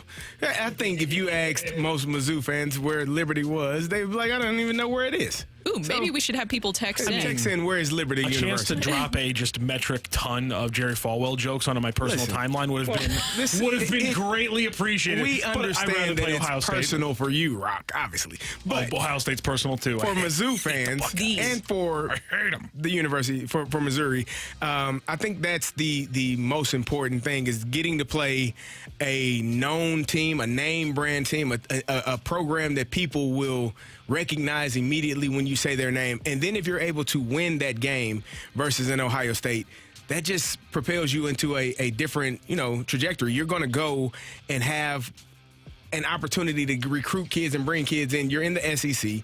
You beat a Big Ten team that is, we just heard Dennis Dodd said it's really the Big 2 and Little 12, which I couldn't disagree with more, sir. Deep? Oh, man, that hurt bad. That was bad. But you're beating one of the top 2 teams in that conference. That means something. It does. And so, as you just heard Drink say, this is an opportunity to cap off their season in a great way with a win versus a very, very good university. I feel like we keep having these conversations, and we started with this at the beginning of the season before knowing all that Mizzou would accomplish, is that it feels like Mizzou isn't a part of the national college football conversation, and you do have to do what you're doing this season or do that. Their motto this season was something to prove, and I feel like they proved a lot of people wrong, including myself. I will admit that. I didn't think that they were going to be able to accomplish all of this season. You had Dominic Lovett exit. He obviously was a big piece the season before. Then you have to think, okay, will Brady Cook take a step forward? He had that shoulder injury. What will he look like after that? Will Luther Burden continue to grow into that number 1 receiver for the Tigers? Who's going to be the running back? And they answered every single one of those questions. So I give them all the credit in the world. To me, if you're able to go, and even I want Mizzou to win, but even if you're able to go toe-to-toe to Ohio State, that is a win in my book. I agree. I mean, a win is better than a close loss. Yes, but you don't want to see them blown out. No, you don't want to get to see them smoked off the field. Like you want to see them competitive in the game, and I think Mizzou will be. I mean, they've played Alabama close. They played Georgia close this year. They've played some teams that are really good and had opportunities to win those games. Middle Tennessee State University. Yeah, that should not have been close. Coach Stockstill is somewhere very upset about that. The fact that they have had those opportunities this year, this is just another opportunity for Missouri to trend themselves in the right direction. I'm actually excited for them because, like I said, as an Illini, I have been in this position. I have watched our Illini in these positions where you have a really good year, you have a chance to cap it off with another victory, and then follow it up the following year with that same type of success. That's hard to do. And so if Missouri is able to do that versus an Ohio State team who is now down their starting quarterback, that should give them a little jolt, a little boost. And so it's a great opportunity for the University of Missouri. I feel like this is like Mizzou's Super Bowl right now. Maybe, I don't know, Mizzou fan. You said the phrase. What? You said the phrase. You can't. That's the ding. That's what every fan base has kind of said in response to Mizzou fans this season. I was saying it as a positive way. Because it's a big game, a big moment. I'm saying that's why it's funny, because that's kind of been the joke when every fan base has kind of gone after Mizzou people. Well, they're like, oh, well, we're just your Super Bowl. Kansas State did it. Arkansas always does it. Tennessee did it. And how'd that Kansas State State game go for this season? A lot of those teams, it didn't go very well. Obviously, they lost their Super Bowl number 3 on the season to Georgia, but then they won Super Bowls number 4 and 5. And so now maybe can you win Super Bowl number 6? To me, I'm saying it as a big game, a big moment because of what we just talked about. This is a huge opportunity to prove that. So, Mizzou fans, you take that negative spin that they're trying to make it and turn it into a positive, because it is a huge positive for Mizzou to be able to compete against Ohio State in a Cotton Bowl, and they can continue that motto of something to prove. I mean, this could be, if they beat Ohio State, do you think this will be considered one of the biggest wins, especially in recent years? I know that you have 2007 and 2013, but still, would this be up there for Mizzou fans? Recent anymore. It would be, yeah. I know, I forget how long ago that was. It would be an absolutely huge win for them. I'm not, the fact that the quarterback's not going to be there. Listen, in the moment, I know a lot of Ohio State fans are already doing it, are going to be like, well, this is why this game doesn't matter to us. We care about championships, not meaningless bowl games, no matter how close to New Year's they are. But my thing is that 2 years removed, no one remembers that the Ohio State quarterback transferred the day afterwards. It wouldn't be my problem. That's a them problem. Exactly. If there's a W next to your name against Ohio State in a bowl game, and it's by 2 scores or something like that, 2 years from now, again, Ohio State fans are going to remember it, and they'll always remind Mizzou fans. But outside of that, no one else is going to care, and you're always going to have that. So, yeah, it would be absolutely huge. And, again, the mindset of changing the mindset of what people see the narrative. Yeah. When you think about Mizzou. That's what we've been talking about really since that Kansas State game. Pretty much every week we've kind of talked about, is he getting back to the Pinkel level, and then is there that next jump above that? And this is it. I mean, this is literally the way he's coached them up. We talked about the way he's coached up 2 and 3 stars. Now getting to this level with an NY6 bowl, he's literally hitting Pinkel levels. And so now there's a reason why Mizzou fans have that optimism of, where's the next level?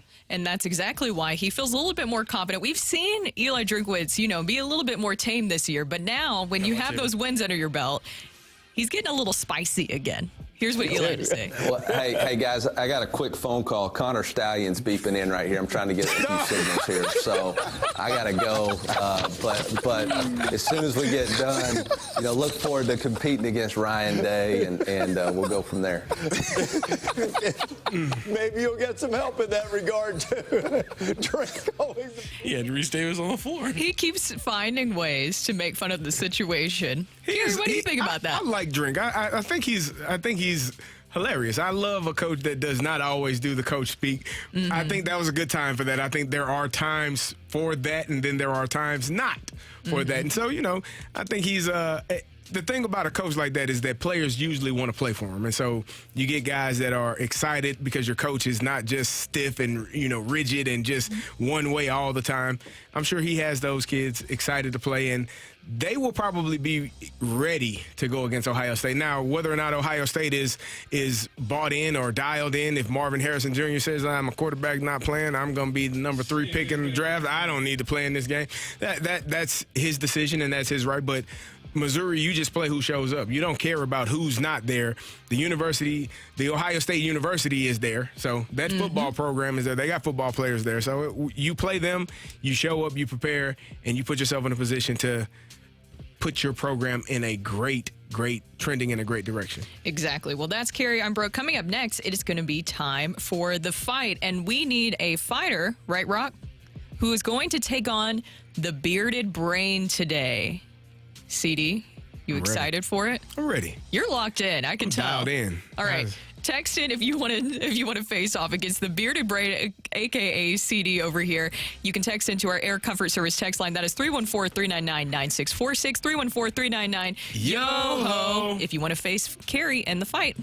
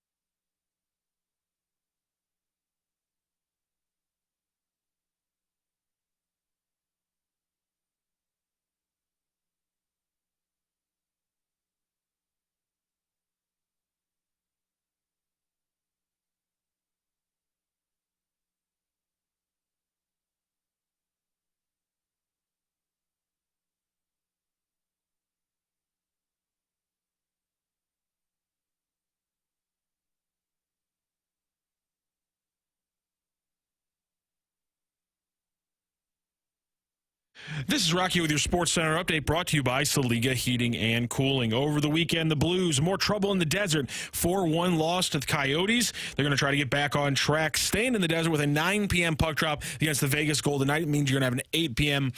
pregame show right here on 101 ESPN and 101ESPN.com. And over the weekend, we're talking about it all day. College football playoff has been set. Number 1 Michigan versus number 4 Alabama in the Rose Bowl for the semifinal. And semifinal number 2 Washington versus number 3 Texas in the Sugar Bowl. The other big names in the NY6 has to be number 7 Ohio State versus number 9 Mizzou playing in the Cotton Bowl. Also over the weekend, some big NFL games. The biggest ones had to be the shocking losses for the Eagles and the Chiefs. 49ers 42, Eagles 19, and Packers 27, Chiefs 19. That is your Sports Center update brought to you by Saliga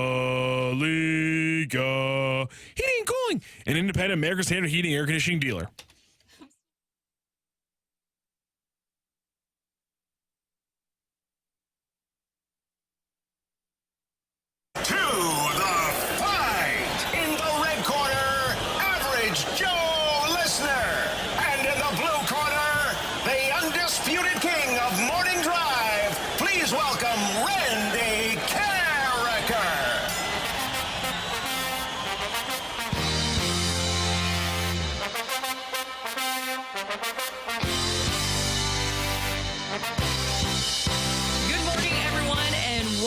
Back to the opening drive. Brooke Grimsley here alongside Super Bowl champ Kerry Davis. We do not have Megamind today. He has the day off. So it is going to be the bearded brain stepping up to the challenge for the fight. And we welcome in our fighter today, Mike. Mike, how are you doing today?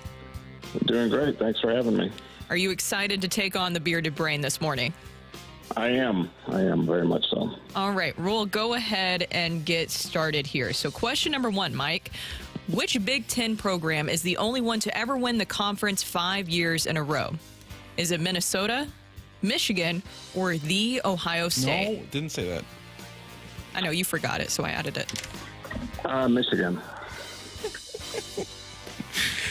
I also like how you said Minnesota, like you were from Minnesota. there. I love the show Fargo. Have you watched that show? That's fantastic. So long to Pac-12 football. Starting in 1916 and awarding 128 championships and co-championships, which program has the most? Washington, USC, or Stanford? What year did it start? 1916. I'm going to take a guess and say Stanford. The last time that a college football season finished with multiple Power 5 programs undefeated was 2004 when USC won the title and this program finished 13-0. Was it Ohio State, Auburn, or Alabama?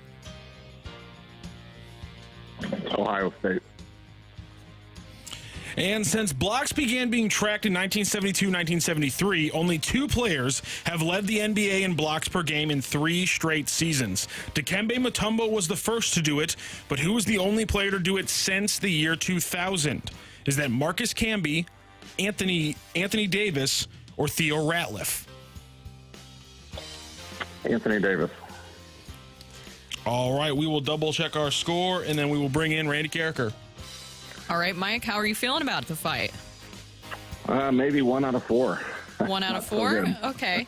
Yeah, it is Monday, and you're facing off against Kerry, even though Rocchio said Randy Kerber, which he always seems to do. He forgets. He called you Randy Kerber, CD. Oh, I did. Oh, my God, I forgot. I didn't even realize it. Oh, no. It happens almost every time. It's okay. Do you want to redo it? Yeah. Reset. 3, 2, 1. All right, we're going to do our final check of our score, and we're going to bring in Kerry Davis. Thank you. There we go. Hey, Kerry Davis is in the show muscle now. memory is something else. Yeah, how about that, Mike? I didn't even realize I did. I just said it and walked. CD, say hi to Mike. Hey, Mike, how's it going? Great. How are you today? I am doing wonderful. All right, you ready to take on Mike in the fight? Oh, yeah, I'm ready. Question number 1. Which Big Ten program is the only one to ever win the conference 5 years in a row? Ooh. I mean, you got to think. Oh, yeah, I think it's Michigan or Ohio State, right? Wisconsin. I don't think they won 5 years in a row. Let's go with,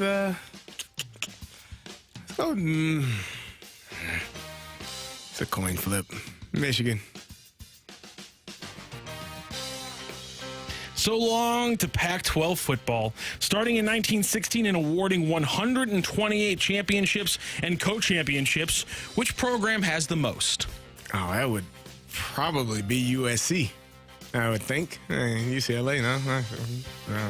I'll go with USC. The last time that a college football season finished with multiple Power 5 programs undefeated was 2004, when USC won the title and this program finished 13-0. Ooh. I feel like I know this. 04, USC. Oh, man. I don't want the options, but I guess I feel like I need them for the fourth question. But go ahead, give me the options. I should know this. Okay. The Ohio State, Auburn, or Alabama? It's Auburn. Gosh darn it. You didn't deserve the options on that one. I didn't. God, you didn't deserve that. Since blocks began being tracked in 1972-1973, only 2 players have led the NBA in blocks per game in 3 straight seasons. Dikembe Mutombo was the first to do it. Who's the only player to do it since the year 2000? This feels like a Rudy Gobert answer to me. Yeah, you'd think so. Since the year 2000, only 2 players have led the league in blocks per game. Would have been a good one to have options. It would have been a good one to have options. Don't be mean, Rocc. Ew. I should have known the Auburn one. That's terrible on my part. I mean, you said Dikembe, Alonzo. Since 2000, man, Wallace won an NBA Defensive Player of the Year. I don't want to go with Rudy Gobert because I feel like that's just too easy. Ben Wallace, a big shot blocker. Oh, who's tall? You know what? Maybe you're right. Let's go with Rudy. All right, Carrie. Do you think you took the options on the wrong question? Yes, no question. Are you nervous? No, man. I mean, you either win or you lose, man. That's how life go. Well, that's how the fight goes. Those literally are quite honestly the only 2 options here. So those are only. You got a third option. With Megamind out, yeah, no tiebreaker. With Megamind out, does the bearded brain take down Average Joe, or does Mike come into Carrie's house today and walk away a winner? Ring that bell. The winner and still champion of the fight, Randy Carricker. I'm sorry, Mike. Just win, baby. And that's what Carrie did. He took you out. He got 2-0 today in the fight. Yeah, sorry about that, Mike. It was a rough one today. Oh, no problem. Thanks for having me. No problem. Let's go through those questions. On. Let's go through those answers. Which Big Ten program is the only one to ever win the conference 5 years in a row? Multiple times. Michigan has won it 4 years in a row. This is the second time they've won it 3 years in a row since the 90s. But Ohio State has 2 different 5-year stretches. Ohio State's the answer there. So long to the Pac-12 football. They gave away 128 championships and co-championships. USC took 37 of them, 39 if you include the ones that have now been vacated. So yeah, everyone, they ran away with it. Washington had 17, Stanford had 15. The last time that a college football season finished with multiple Power 5 programs undefeated was 2004. And in fact, listen to the show. Let's go back to about 8:08 Central in St. Louis. Ladies and gentlemen, Dennis Dodd from CBS Sports. No major conference champion that's gone undefeated has ever been left out in the CFP era. And the last time it happened was 2004. In the old BCS, when Auburn went 13-0 and was left out. And I was there. I remember Tommy Tuberville going through the press box canvassing AP voters to try to get a split national championship. Unbelievable. It was, in fact, Auburn. They finished 13-0, sent a lot of players to the NFL, but Carrie had forgotten about that in the last 25 minutes or so. Oh, my gosh. It needed the options. So dramatic. Since blocks began being tracked in the 1972-73, only 2 players have led the league in blocks per game in 3 straight seasons. Dikembe Mutombo did it first. The only player to do it since 2000 was a 3-year run from a Marcus Camby in the early 2000s. Rudy Gobert was not even an option. What were the options? For the question. The options were Marcus Camby, Anthony Davis, and the dark horse, because he led 3 out of 4 years, but it wasn't in a row, Theo Ratliff. Ooh. I might not have got There's that also, right. but also if you go through the run, there's some pretty incredible runs there. Like Olajuwon won 4 out of like 5. Mark Eaton won 5 out of 6. Just none of them were, Mark Eaton won like 4 out of 5, but none of them were all 3 in a row. But yeah, the answer is Marcus Camby, who took home the 2006 Defensive Player of the Year as part of that run. So a 2-0 win for Kerry Davis in the fight today. Almost did it again. Thank you, Mike, so much for joining the fight and joining the show today. Good job, Mike. Thank you. All right. Well, thank you, Rocc. Coming up next, we're going to go to the celebrity line to talk some Blues hockey with Chris Kerber. That's next here on the Opening Drive.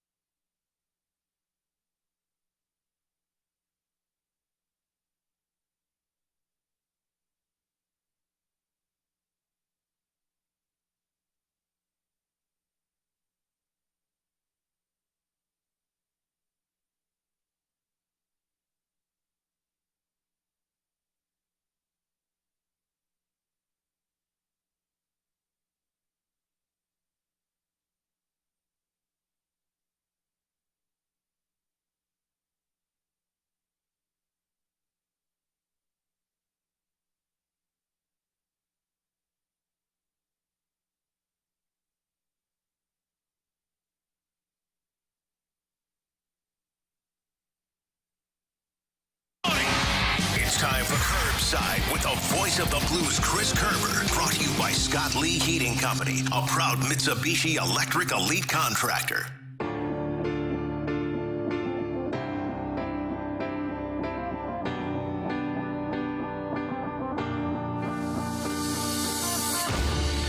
Welcome back to the opening drive. I am Kerry Davis, joined by Brooke Grimsley, and it is time to go to the celebrity line and visit with our great friend, voice of the Blues, Chris Kerber. Kerbs, how you doing this morning? Kerry, I'm good today. How are you? Doing wonderful. Rocc brought up a great question, and I have to ask you, who is your favorite Italian right now? Is it Joey Vitelli or Tommy DeVito? Great question. For purposes and chemistry, I'm just gonna hang with Joe Vitale pretty much through everything. Okay. I think it's a safer route. Okay, but Tommy DeVito has sparked some interest in the Kerber household, I'm sure.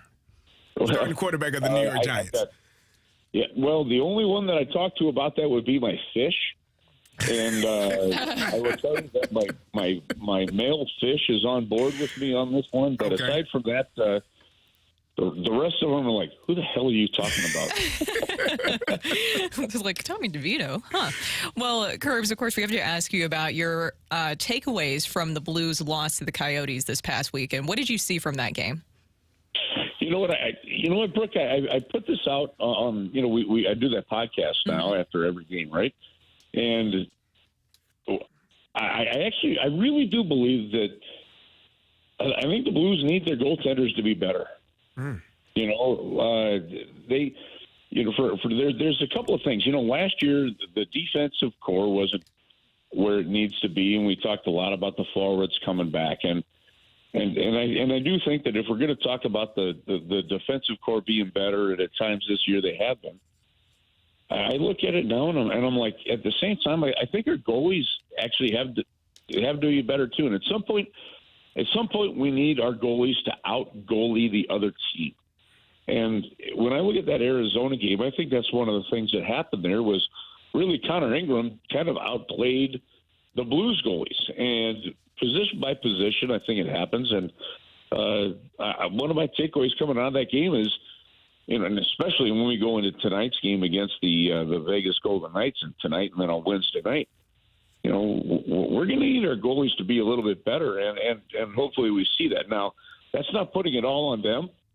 I mean, chances are chances, grade A chances are grade A chances, but in the end, I actually, one of my takeaways from the game was that, you look at the save percentage of other goaltenders around the National Hockey League in some cases, and we're going to need the goaltending to be more consistent and better. Curtis, what's your level of concern when the Blues give up a goal within the first minute of the game? It just feels like they're not into the game as opposed to the other team, going and attacking right away. Yeah, it's interesting, Kerry, because, I think Craig Berube came out of that Buffalo game really liked the first 10 minutes of the game, right? And then not as much as things went along. And then you go to the Arizona game, which was an important game, and the Coyotes. And sometimes, and this is a hard thing for people to seem to understand, but it's as basic in sports as you can get. There's another team of NHL players on the other side, right? Mm-hmm. And they're going to do their job. And the Coyotes are really an up and coming team that are buying into a system, much like, I go back to what happened with David Backes and TJ Oshie and Berglund and Perron and Pietrangelo and Steen when Ken Hitchcock came to the St. Louis Blues. And eventually there was a buy-in with what they wanted to see. The Coyotes are getting that, and you could see it, right? Now, okay, that's fair and all, but sometimes you gotta be able to go back against it. And we got a lot of veteran players on this St. Louis Blues team that know what they need to do, and part of it right now is, and they were all talking about it at the end of this game, is we got to get 60 minutes in. There was a 10-minute window that cost them that hockey game, and it was the first 10 minutes of the game. So being ready, and the other thing I've learned too, and I guess actually, Kerry, you could probably speak a lot to this, having been in a locker room as a player, having been in the scenarios as a player. sometimes when you don't look like teams are ready to go right out of the gate, they look at coaching. But more times than not, it's actually on just the players to be ready to come out and go. And that didn't happen. And it's actually been an issue for a handful of games now. So to me, it's just about the players preparing themselves and coming out ready for whatever's coming at them in the first 10 minutes of the game. And it just didn't happen that way there against the Coyotes. Yeah, Curbs, in football, we would say those guys are on scholarship too. So they're playing as well. they are there for a reason. There's another team that's getting paid to do. There's another team that's actually paid to beat you. There you go. That's their job. Curbs, I was going to ask, how do you get this team? It seems like you win one, you lose one, you win two, you lose two. Just the consistency of maybe stringing together a 5 out of 6 stretch or 5 out of 7, 7 out of 10. How do they get that type of consistency to string together that many wins? The only way I think that happens is you have to have a complete buy-in from top to bottom. And to me, it comes down to what players are doing and who is not, and then how much accountability is in the room to make sure that everybody is ready to go. The Blues don't have a superstar. I mean, they just don't have They don't have that one player that's a game changer to turn things around on a dime. And so they have to do it as a sum of their parts. And if you're going to be a sum of the parts kind of team or organization, which is really where I think you have to be as an organization when because of winning, you're always drafting 20th, 21st, 22nd, whatever it may be, in a draft 29th, 30th. If you're going to be a team that you're the sum of the parts, the sum of those parts have to be the parts. And if some guys aren't coming out ready to go, if some guys aren't at the top of their game, you end up seeing that problem. And here's an example. You look at the lineup the Blues put out against the Coyotes, and because of the inconsistencies of guys in the top 6, whether it be Verana, whomever it may be, we've seen adjustment. We've seen Jake Neighbors go up to the top line. We've seen Kevin Hayes go on to the second line. All right. Well, one obvious hole right now is you've got the skill of a Jacob Verana, the speed, the shooting, the ability that he has, but the all-around game aspect of his game isn't there. So what do? You scratch him and you put in Nikita Alexandrov. There's a big skill difference when you're talking Verana versus Alexandrov, but if Verana isn't going to bring that level that you need from him, both, not just in scoring, but away from the effort that you need, and you're bringing in somebody that doesn't have that same skill, but might have some of that same, but might be a little bit more of just I'm going to bring you the effort kind of player, you're still missing something in your lineup. And that's what I think you see with the Blues right now. So, to me, it's the one thing over the years that I've learned is sometimes when it comes to, it's a slow start, it's all about the guys in the room just preparing themselves to be ready to go. And I'll tell you one thing, if they aren't tonight, this Vegas team will destroy you. So hopefully they're ready to go. Well, that was what I was going to ask you about. Obviously, the Blues facing off against the Las Vegas Golden Knights tonight. Puck drop is at 9. What do you expect to see from the Blues? Because we keep seeing, as Carrie mentioned, this up and down. So you hope that this is going to be the up after they lost to the Coyotes. Well, they're going to have to be extremely hard on the puck, both in all 3 zones. This this Vegas team, and I was talking to some guys about it last night that are with the Vegas Golden Knights, and they're poised to repeat. I mean, they've got as good of a team. They're as hardworking of a team. You look at the way they've rolled over the competition so far. If you don't come in ready to go, you're going to find yourselves down 3-0 against this team a lot earlier than the whole first period. It'll happen in the first 10 minutes. It's a really good, heavy team. So to me, if you're the Blues, they're coming in, and Brooke, I guarantee you they're thinking, we have to be ready to go right off the bat so we don't get embarrassed tonight. And I think the Blues are going to be, but that's playing to your competition to a certain degree. And this is a really deep, good Vegas Golden Knights team that you now have to play back-to-back games against. You're playing them here tonight, then you're playing them on Wednesday night at Enterprise Center, and you got to make that's the problem with what happened against the Coyotes. This could easily become a 3-game losing streak, right? Something that the Blues haven't had happen. So it's going to come down to goaltending, opportunities, putting the puck in the net when it's in front of you, and how hard you're playing from the opening whistle. If you fall behind in this game against the Knights, you're going to be chasing the game for a long time. Curbs, last question for me. You were talking about the buy-in from top to bottom. That's your job as a professional athlete. How do you get these men that are being paid X number of dollars to do the job that is required in order to win games?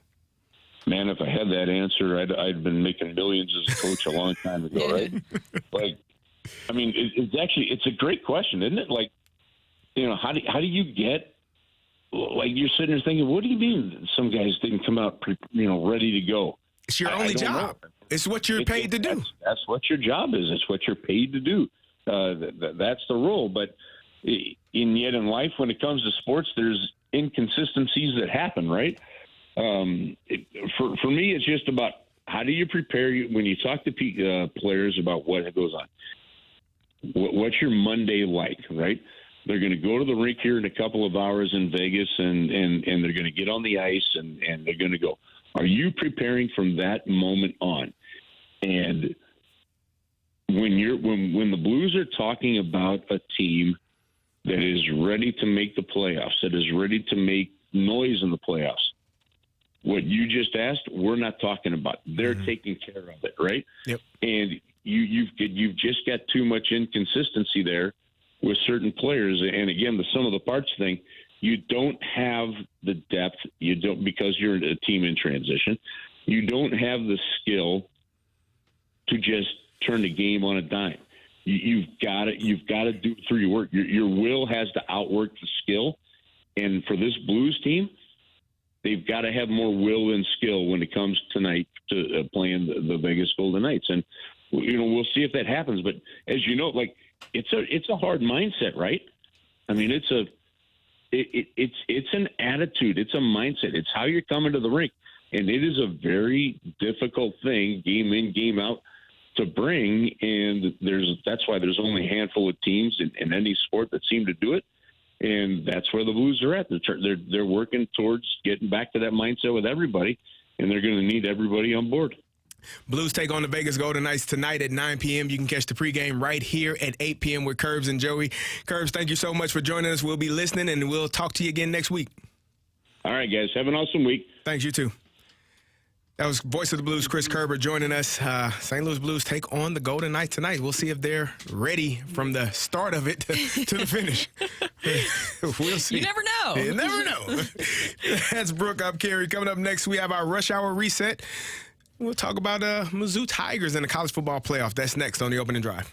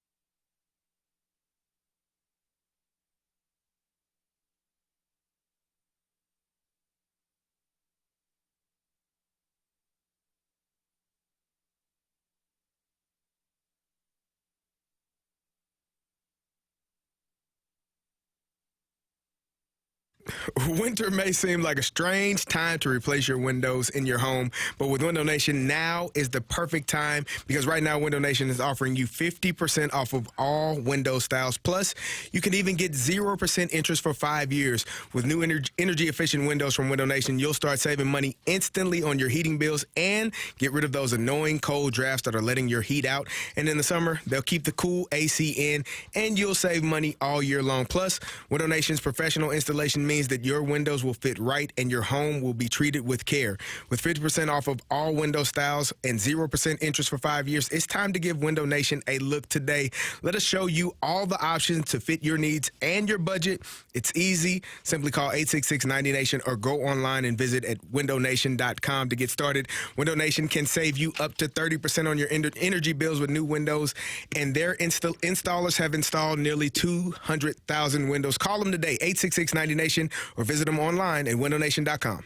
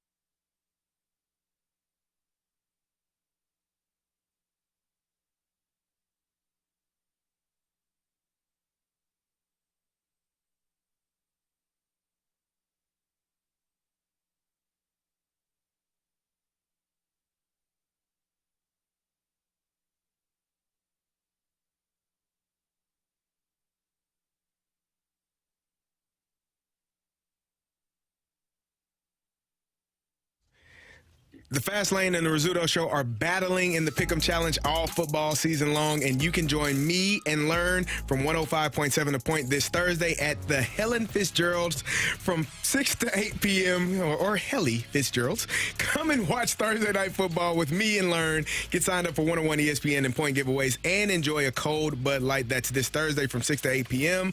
at Helen Fitzgerald's on South Lindbergh. The Football Pick'em Challenge is refreshed by Bud Light. Learn more at 101ESPN.com or on your 101 mobile app. Welcome back to the opening drive. As you just heard, CD there.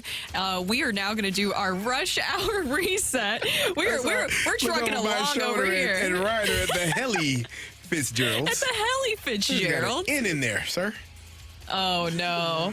Is it? Look, wait, what happened? Is it the word? I read what is on the paper, man. Ron Burgundy? Yeah. But the thing is, Carrie, you read it correctly, and then you went back and you pointed out that it was incorrect on the paper. This is what we do.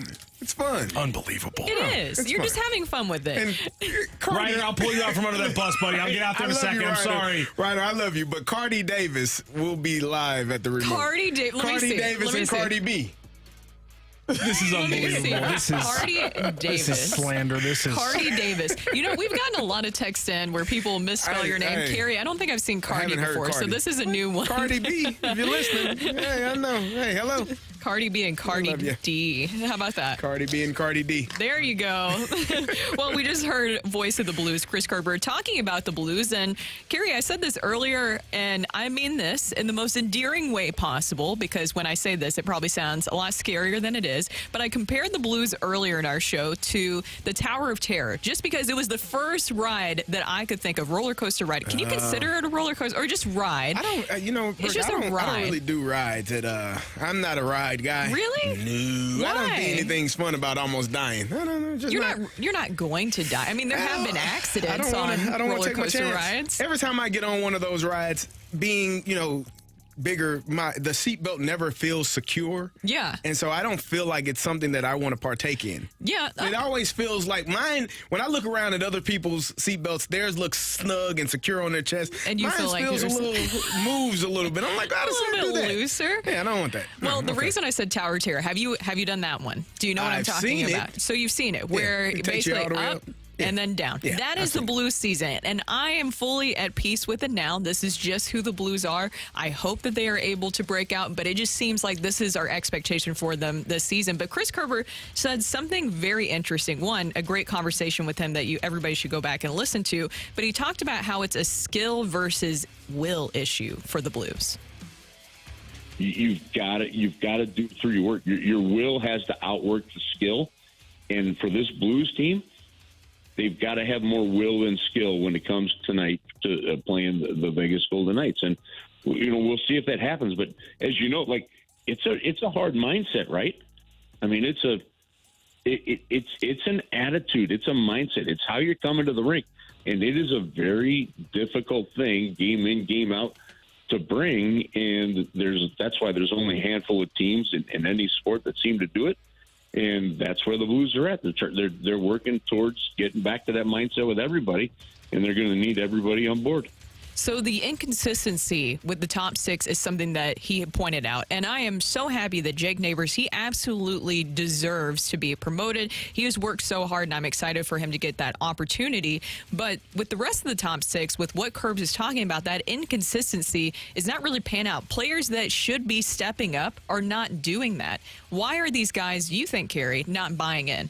I don't know why they aren't buying in. I just know that what not buying in will cost you. Yes. It will cost you games, and it will cost you your coach. And so at some point, it's easier, and this is a terrible way to put it, but it's easier to fire one coach than it is to fire 5 to 10 players. Mm-hmm. It's just how sports goes. And so when we talk about coaches losing their jobs, sometimes coaches deserve to lose their job. Sometimes they aren't prepared, or they don't have their guys ready to go, or they're just not calling a good game, depending on what sport we're talking about. But when you have guys, I said it earlier, I can guarantee I did not sit in that locker room prior to the Arizona game. I was not there. I was here in St. Louis. I wasn't there.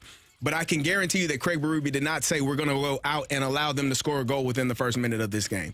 We're going to play from behind the entire game. That's what we want to do.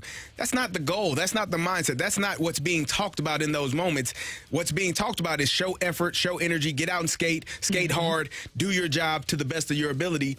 And when the players don't do that, then it falls back on the coaching, because as a coach, you're either coaching it or you're allowing it. And that's essentially where we are right now with this Blues team. When you're winning one, losing one, winning two, losing two, just the up and down that the season has been, you have to look at the coaches. And I don't think that Craig Berube should be fired for what he's done this season. But if you don't win games and it continues to go in this direction for 2-3 years in a row, then you will be looking at the coach, because that's the easiest route to trying to make the team better. Yeah, and you have Jordan Kyrou signed to that big contract. You have Robert Thomas signed to that big contract. So I hope it doesn't go to that, because Craig Berube, just being around him, seeing what happened during that Stanley Cup run, he truly is such a talented and amazing coach. The way that he was able to really corral that locker room specifically was, I've never seen anything like that before. So hopefully it won't come to that.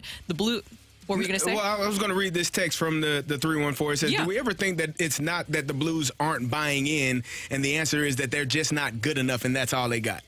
Well, that's part of it. I hope that's not the case, because of what we just mentioned with those 2 big contracts. That's tough to get past. You on any team that has great success, you have to have a superstar, preferably 2, and if you're lucky, you got 3. Mm-hmm. If you're lucky enough, and that's in any sport, you get 2 to 3 superstars on a team, it makes your life that much easier. And when you have superstars, they generally are bought in. They are doing the things the right way. And then they bring the rest of the guys along. There's a standard that is set. So somebody on the team has to be willing to set that standard, set that mindset. And if it's your best player, it's much easier for a guy that is on the 4th line to say, well, hell, he's doing everything right, and he's our best player. Who the hell am I? Yeah. Why wouldn't I buy in if he's bought in? So that's part of it. I don't know if they're not good enough. I think they have plenty of talent, but do they have the superstar talent? I don't think they have that, and that helps in winning games and keeping up with the buy-in. Guys, the eye of the angry St. Louis fan has moved from Mo because John on the YouTube chat says, or maybe you take a look at the general manager, president of operations, who signed all the bad contracts to defensemen that won't play defense or offensive players that can't play 200-foot games. Wow, little army shrapnel. Yikes. Oh, angry. That is. Well, I guess we'll have to wait and see, but those are some strong words. Well, that's Carrie. I'm Brooke. Coming up next, the topic I have been waiting all day to talk about because Carrie's on one side and I'm definitely on the other because I'm an SEC fan, and it just means more, Carrie. Coming up next, we're going to talk about, was Bama truly deserving of the number 4 spot over Texas? That's coming up next here on The Opening Drive.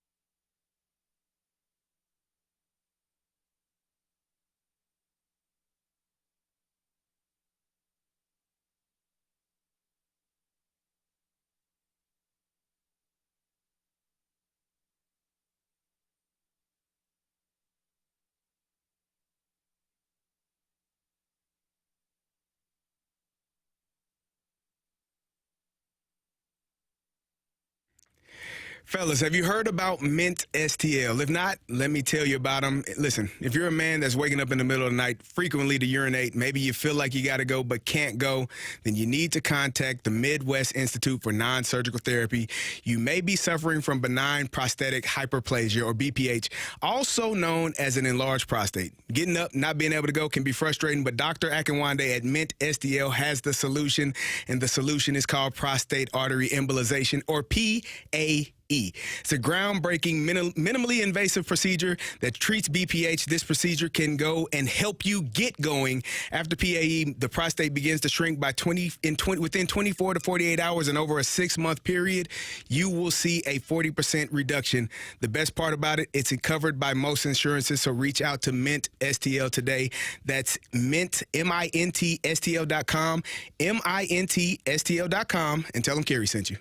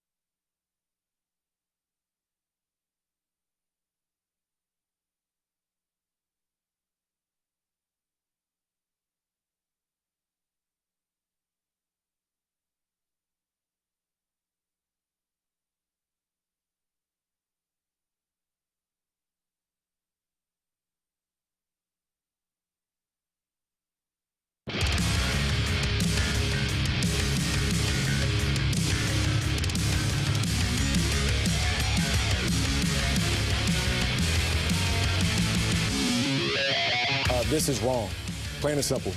I think this goes against every single thing that you're taught as a Little League player, that it's about the team. It's not about one player. It's not about the quarterback. It's not just about the middle linebacker. It's not about the coach at times. And it seems like that's kind of been the situation in this entire debacle, the way I see it, because if you, as the committee chair, Boo Corrigan, who I respect a ton, says that Florida State is not the same team without their starting quarterback, Jordan Travis, that's obvious. We all know that. I agree with that, too. Right. But ultimately, this team still found a way to be undefeated. Welcome back to the Open Drive. I'm Kerry Davis, and the voice you just heard was E.J. Manuel from the ACC Network, former Florida State quarterback. Brooke Grimsley is here, Rocc Roll is here, and Rocc, we've been talking about this all day. The big news yesterday, Florida State being left out of the college football playoffs despite being undefeated, being an ACC champion, and just the manner in which it was done, putting a team in Alabama that has one loss. For me, it was probably one of the most frustrating things that I've seen in a while in terms of sports and choosing who deserves what and why. And my reason being, you heard EJ talk about it. We're talking about a team in Florida State that goes 13-0. Jordan Travis, their star quarterback, out for the year, broken leg. He is not going to play in the college football playoffs. Was unable to play in the ACC championship game. And they had to play their third-string quarterback, a true freshman, starting his first game. It wasn't pretty. It wasn't beautiful. It was not good. It is what is to be expected of a true freshman playing in his first game ever in a championship game. That's what's to be expected. But the way that Florida State defense played, the way that they really got after it and was allowing or not allowing Louisville to do anything offensively should speak volumes to what this team is.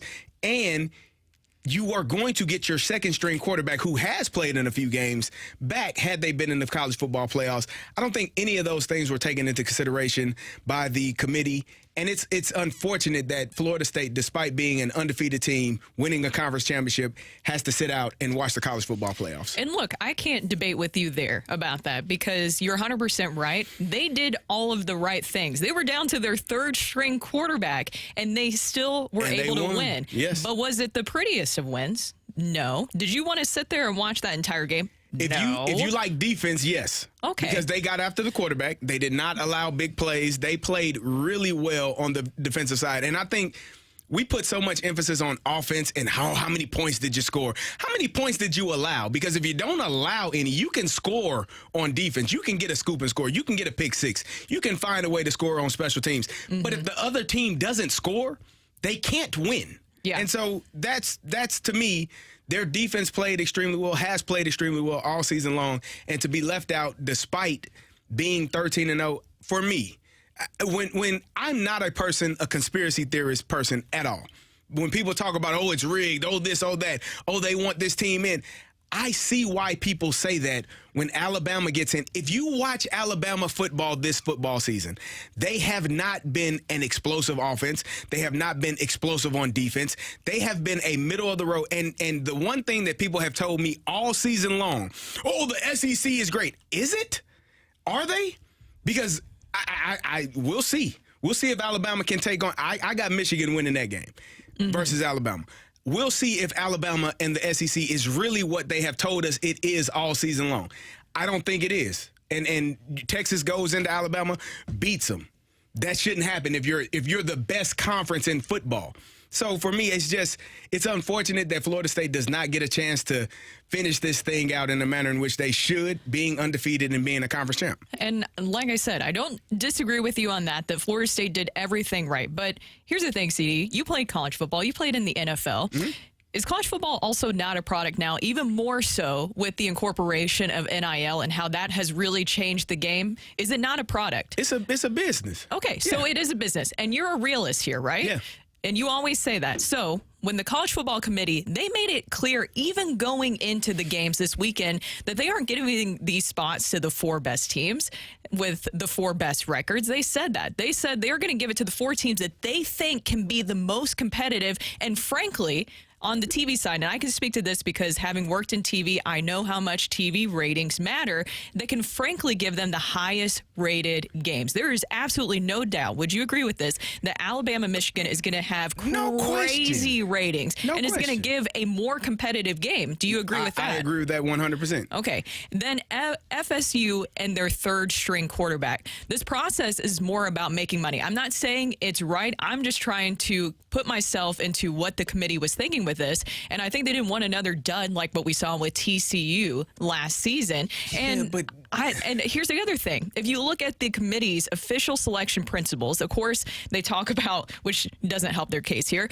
conference championships, one, strength of schedule, head-to-head competition, and also another part of this that is very crucial, they include other relevant factors such as unavailability of key players and coaches that may have affected a team's performance during the season or will likely affect its postseason performance.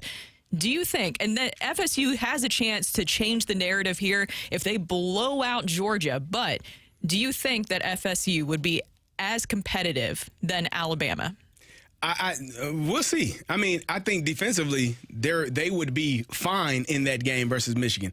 And knowing if your second string quarterback is back, Rodemaker would be back, which he should be. Do you think that FSU honestly would put on a better competitive game than Alabama at this point? I don't know. They have one of the best receivers in the league in college football in Keon Coleman. He's outstanding. So that's a matchup that you would want to see. You want to see the best players on the biggest stages. I think Jalen Milroe is a great quarterback. I think he's a very good quarterback, I should say.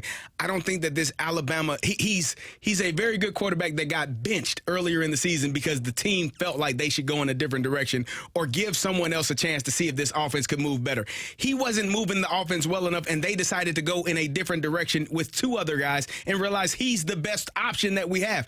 They have not been offensively, have not been as explosive as we've seen in the past years. They have not been as explosive as we've seen defensively, getting to the quarterback, creating turnovers, creating havoc that we've seen in the last few years. And I think Michigan is going to run the ball at them down their throat. And I truly believe that they're going to show the country, the SEC, what Big Ten football is. And it's going to be, I envision this being a 28-17 win for Michigan. Well, we'll see, because then that will completely change the conversation even more, and the committee will look silly.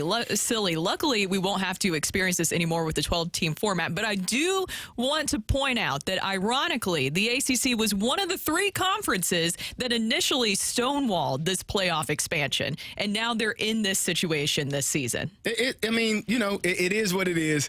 FSU got, they got an unfair shake in this whole deal because they should be considered one of the top four teams in the country, seeing this how they won. And this is a text from the 931. He said, I'd pick Alabama, Georgia, Mizzou, and Ole Miss to beat FSU. It's interesting that you picked those four teams. You didn't pick LSU. You know why?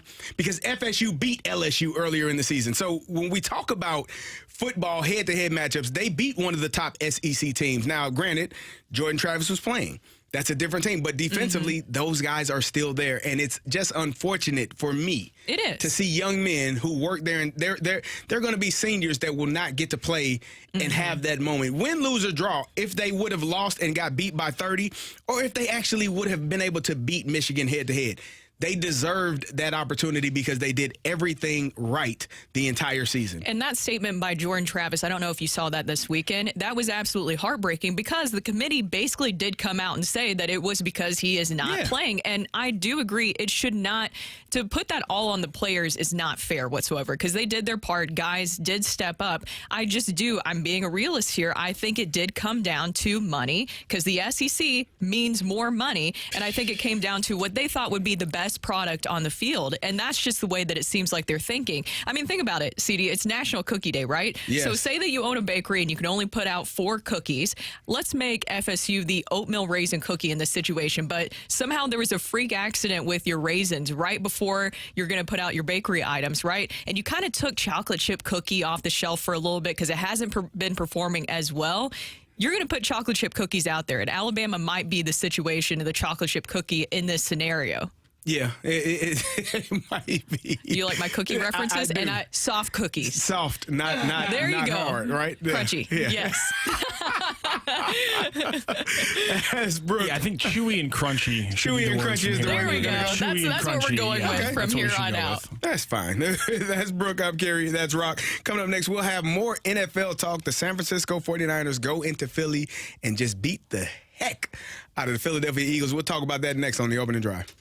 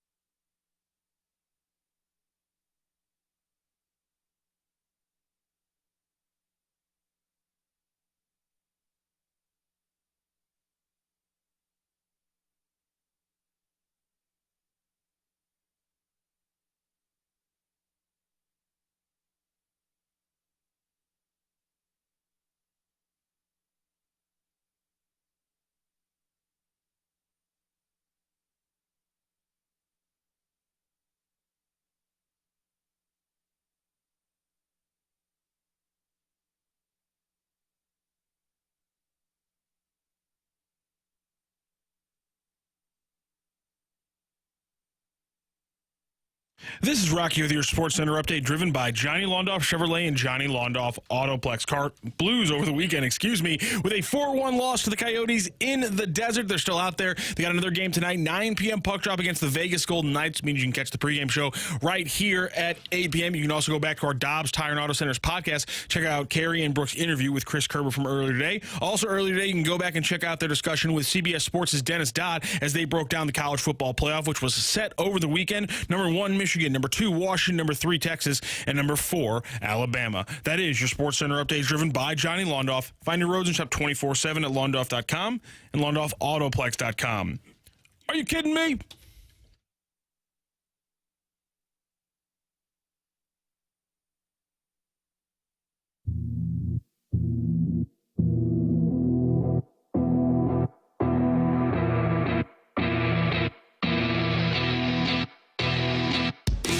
Yeah, Ohio State's obviously a top-notch program.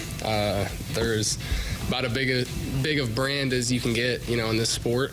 And, that just makes our opportunity even better. The opportunity to go down to Dallas and play that type of team, that caliber of a team, it's quite an opportunity.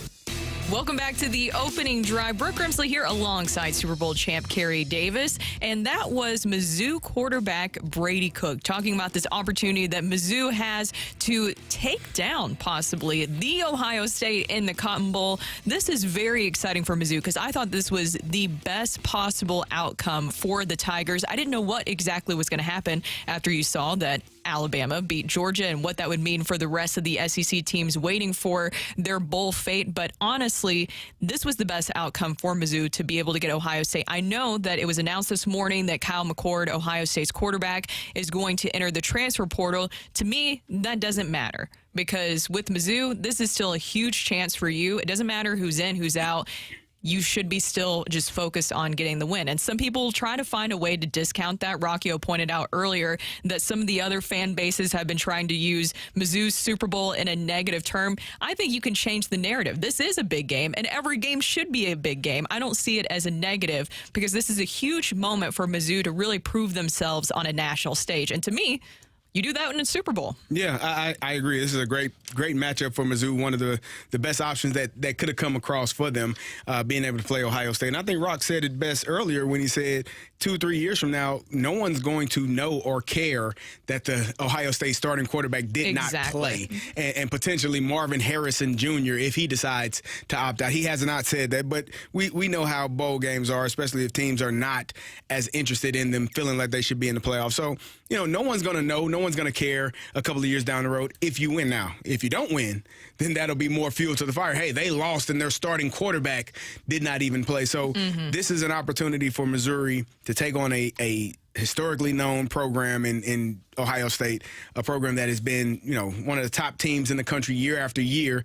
And to get a win against them, again, that will put them in a position where they can go out on the road and recruit in December and January and really say, hey, look at what we're doing. Look at what we're building here. Because at that point, you're going to be going and recruiting kids that are thinking about going to Ohio State, that are looking at Michigan and Alabama and Georgia and saying, hey, we're right there with these programs. Come play for us, and we can take over those programs and be, one of the top teams in the country. Exactly. And I also just want to give credit to Eli Drinkwitz for doing a job of recruiting within the state. And now you have those guys from the St. Louis area, because that was something big after the whole Barry Odom era, is that they wanted to get back to making sure that you keep in-state school or in-state students in-state. And Eli Drinkwitz has been able to do that. And if you want to look at Cody Schrader, Brady Cook, and Luther Burns, St. Louis products, there's even more on this team. The fact that they've been able to make such a huge impact is also a testament to Eli Drinkwitz and his development when it comes to recruiting and what he's able to do with these players.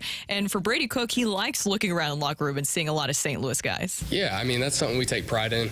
We know that, a good part of this offense and team, the key pieces, a lot of it is from St. Louis. It's something we take pride in. We know we have people back there that support us every week and watch these games very closely and stay in tune with what we're doing. And it means a lot to us. So to put on for the city, that's super important for us.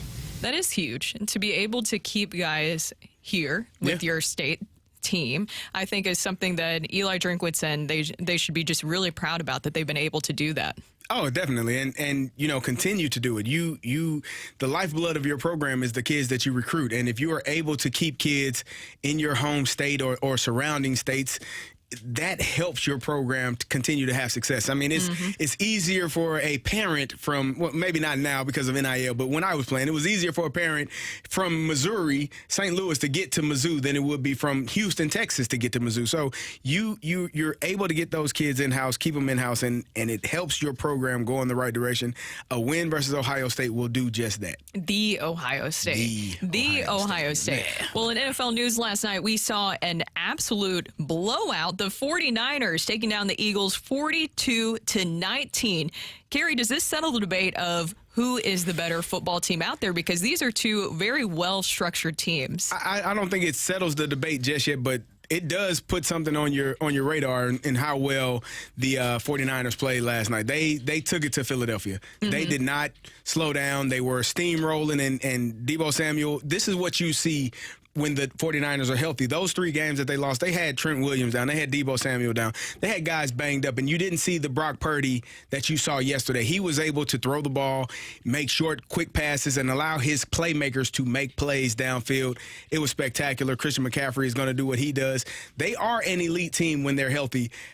And I think they put the league on notice by going into Philadelphia and winning in that manner. And when you look at the games that they beat the Cowboys in the same manner. And so when you're looking at how good this team can be or should be, that has to be a concern for a lot of teams in the NFL, because they were my pick to win the NFC side and make it to the Super Bowl, them and the Baltimore Ravens. So we'll see if they are able to continue it. But that was a surprise for me yesterday, watching how badly they beat up on Philadelphia. Oh, yeah. I think everybody was surprised. Just as surprised, too, with the other game, which was the Packers and Chiefs. I know that there was other games going on, but it's just those were the two very surprising end results for me. You have Jordan Love, who looked very confident in who he is. He's growing. Yeah, confident and comfortable. And they were able to beat the Chiefs 27-19. I was not expecting this from the Chiefs this season, but maybe we should have. Well, this is who they have been all season long. And so when you're watching the Chiefs offensively, they have not had the firepower. They've thrown passes to MVS, who's dropped passes. Now, he got interfered with on that one pass, but, if you are a playmaker, maybe you get that call, maybe you don't. But he didn't get it. And so the Chiefs have been struggling. Other than Travis Kelce, other than Isaiah Pacheco, they need to find guys that are going to make plays downfield, and they have not found that just yet. And so until they do, you're going to see an offense that kind of sputters along, which is not something we are accustomed to seeing from the Kansas City Chiefs. Exactly. Well, that's Kerry. I'm Brooke. And I want to tell you guys, Kerry, 'tis the season. It is the holiday season. We want to tell you about joining in on the holiday spirit by helping 101 ESPN support Operation Food Search throughout the month of December.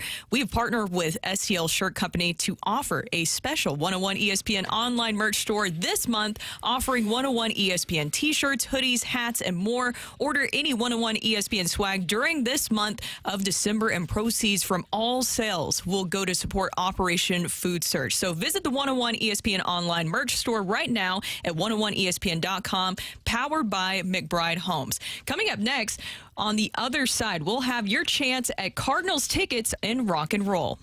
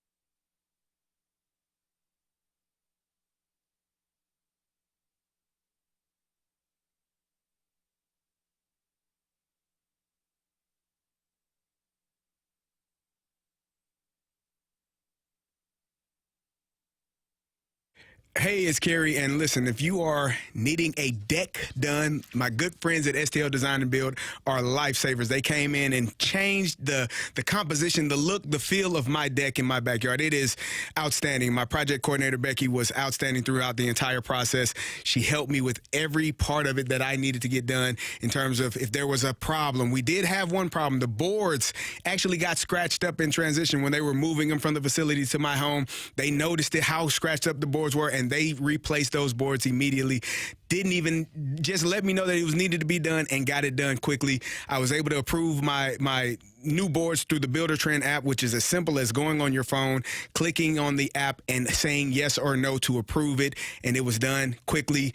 My contractors were there every day working. They were coming home. Sometimes it was dark outside and they were still working, getting the deck done. So if you want your deck to look as great as mine does now, check them out online at stldesignandbuild.com. That's stldesignandbuild.com.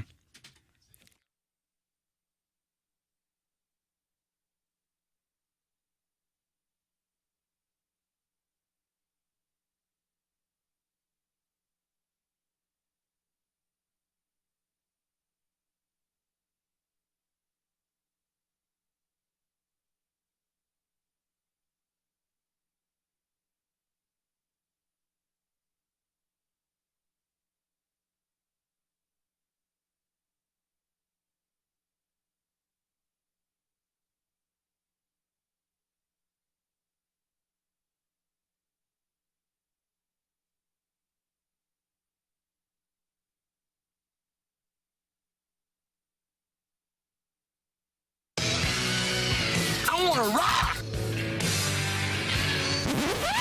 End roll.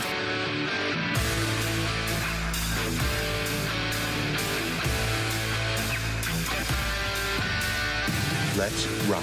Let's rock today. Welcome back to the Opening Drive. I'm Kerry Davis, joined by Brooke Grimbley, and it's time for Rocc Roll. But now is also the time for giving, and 101 ESPN wants to give you free Cardinals tickets. Text in now to 314-399-9646, 314-399. Yo-ho. I did that by myself. No one was with me. Oh, okay, I'm sorry. I forgot. How did we both miss that? You all left me out. That's fine. What, you missed it too, Rob? Yeah, I missed like half the time, though. No. It's like you snuck up with it. It's okay. We only do it once, twice, three times a day. Okay, text in now to 314-399-9646, 314-399. Yo-ho! Thank you. I appreciate it. We're giving away Cardinals Friday 5-game pack of tickets that include the Dodgers, Brewers, Mariners, and more. You can check out Mookie Betts, Freddie Freeman. Maybe you'll see Logan Gilbert facing his former team. We don't know. The Cardinals Friday pack, along with the Cardinals holiday ticket packs, are on sale now, starting at just $55. Learn more about the Cardinals holiday ticket packs at 101ESPN.com. Thank you all. I appreciate you all joining in. That was beautiful. Better late than never. I swear I didn't hear you say like the number the first time. It's okay. I'm just out here solo by myself. Never late is better. I've never heard that before. That's a Drake lyric. Oh, there you go. What do we have on Rock and Roll? We got Rock and Roll. We got to give away those tickets first of all. So texter number 23. The answer to this question, and I was going to do a different trivia question, but I decided that after Dennis Dodd pointing out, just being like psychic or something, and knowing my fight question beforehand, that I'd pull a trivia question from that incredible 2004 Auburn squad. That Kerry, what did they do? They went undefeated and they were not the national champion. They were not the national champions. There you go. So that team, Tommy Tuberville was polling AP voters to try to. That team had 2 running backs on the team at the exact same time that would get drafted both in the top 5. Know that one. I need you to text me both of their names. Yeah, I wish you'd asked me that. Both of the running backs from that 2004 Auburn squad would be drafted in the same draft in the top 5, which we'll never see again. Can I give a hint for one? I need the name for both of them. One of them was a former St. Louis Ram. Well, one of them was also the nickname for. Well, his nickname was a car. It's true. There you go. You're right. And they tried to get a nickname going for the other buddy for a car. And for some reason, Hummer, like the Hummer, I think they tried to get going with him, and it didn't work out. That didn't go well. You don't want to use that as a nickname for a player. No. So is it going to be the first person? No, text number 23. Okay. Text number 23, text in both of those Auburn running backs' names. I need both those Auburn running backs' names, and you're getting that Cardinals pack right off the bat. Like you said, maybe you're watching Logan Gilbert pitch against his former team. Hey, you heard that, huh? Yeah, you picked that one up. You picked that one I was putting down? That. Speaking of the topic we've been talking about all day long, and that has been FSU. It got me thinking about what are the most egregious situations in sports where a team, a player, a program kind of, they kind of got screwed over a little bit. And for me, I think this FSU one is... My microphone falls down. I'm sorry. I started getting quieter, and I was like, I don't know what's happening right now. Am I having a stroke? Your voice trailing. Yeah, I was like, oh, God, this is scaring me. I think FSU and what happened over the weekend has to be in my personal top 5. Randy Carricker, we were texting with him. He's not here today, but he texted in, which I also think has to be a give me top 5 for that, which is, of course, the missed defensive pass interference that sends the Rams onwards and stops the Saints in the playoffs. One of the most egregious missed calls I've ever seen in my entire life. But for me personally, mine has to be 1999, or the late 90s, I should say. And frankly, the most egregious missed call in NFL history, which is it was a forward lateral. It was a forward. You better not do it. Whoa. Listen, you're gonna. Frank Wycheck, a great human being, terrible at throwing backwards though. The man should throw backwards if his life depended on it. I am so done with you, Rocc. First off, let me get eaten alive with my Oreo cookies and peanut butter preferences. That was an interesting take. Huh? And then some people didn't like my cookie analogy that I had earlier with FSU. The cookie analogy was on point. Thank you. You appreciated it. I did not appreciate the Oreo and peanut butter. All right. Yes, I know you didn't appreciate that. Though, but I won't do it at home. Okay, Rocc, did you hear that? So if I bring in this week Oreos and peanut, you've had it before, haven't you? Oh, I've never tried it. Listen, it sounds goofy, but when you just break it down to it, when you eat an Oreo, the thing you taste the most is chocolate. And anytime you add chocolate and peanut butter, it's never gone wrong, in my opinion. It's so good. And I don't like, and I'm not talking about, kind of the fake peanut butter that they put, because some people have texted in, they have peanut butter Oreos. I know that. But if you put actual peanut butter on there, and I get the strategy creamy here. Peanut butter. You stick a fork inside of an Oreo. What? Okay. To help you to facilitate the dipping in the milk. That way you never lose it in the milk, Carrie, and you get a full dip. High school Brooke discovered this too. I can see how with either full on just in the peanut butter can or with a knife, you have the Oreo on a fork. You get a little knife of peanut butter, spread it on the Oreo, bite it. So is nobody else using this peanut butter in the house for the rest of the year? Or the rest of the time that it's there? Because who wants Oreo crumbs when they make a peanut butter and jelly sandwich? My parents are probably listening like, yes, Carrie, yes, because I was telling you guys, that was my high school snack after school, because that was everybody has great metabolisms in high school, so I would just always have milkshakes and Oreos after school, and that's exactly what I would do. I would just set up shop, and I would just have a bunch of Oreos with peanut butter, dunk it in the milk, and it was absolutely delicious and never gained any weight. Now, if I did that now, good old times. Good old days. We're going to get you to do this. So, look. I will try it. Some people just really did not. I will have an honest reaction. Yeah. You will get, we're on YouTube. You can check us out on the Airlines team cameras. I will be on YouTube. You can see my face and my reaction. If it's awful, they're going to see pure bliss on your face. So I've just never had it. I don't know anybody that has. Bliss. Yes. I definitely meant to completely just steer this into a truck by going directly after Brooks, Tennessee Titans and Music City Miracle. Yes, I know. Do you guys have a sports situation where you're like, that is one of the greatest jobs I've ever seen? Mine is personal. Okay, go for it. So we played Ohio State the year Ohio State won the national championship. We took them into overtime, and we scored. And the Big Ten does what they did back then. They called us. They sent a letter to us apologizing for not calling one of our touchdowns a touchdown.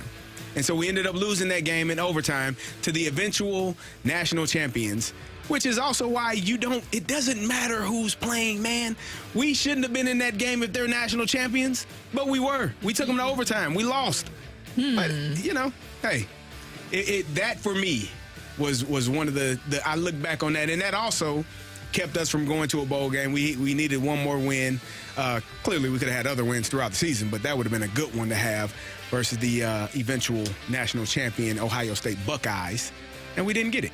What was the feeling amongst you guys? Oh, Brooke, if somebody watches that video after the ball was caught, so we caught it, and then they said it was no touchdown, so we had to run another play. The next play, ball got batted down, 4th down, game over. I kicked the football, literally kicked it because I was that upset, and it went right by the referee's head. That would have been rough. You didn't have another game to play. We had another game. Oh, you did? Okay. I didn't care. He was wrong. They were wrong. I do want to say, no one really brought this up in the conversation, even when I saw people talk about this online and stuff like that. But the call on Miami against Ohio State, that was Chris Gamble one as well. Yeah. And also, and here's the thing that also bothers me the most about that: Chris Gamble, a guy who was known as a cornerback who would eventually play cornerback in the NFL. Chris Gamble is begging for a defensive pass interference call while playing wide receiver. That is the most. Don't get me started on. A quarterback carry don't get me started is begging on those. for a defensive pass interference call. Listen, don't get me started on It's the most those hypocritical thing I've ever seen in football. They were not. I might be bitter. Don't worry about it. So who are you rooting for when the Cotton Bowl kicks off? I'm not. Just say Mizzou. That's a tough question because I ain't rooting for Ohio State. Carrie, who you rooting for? M-I-Z, Z-O-U, Coach. Thanks, Coach.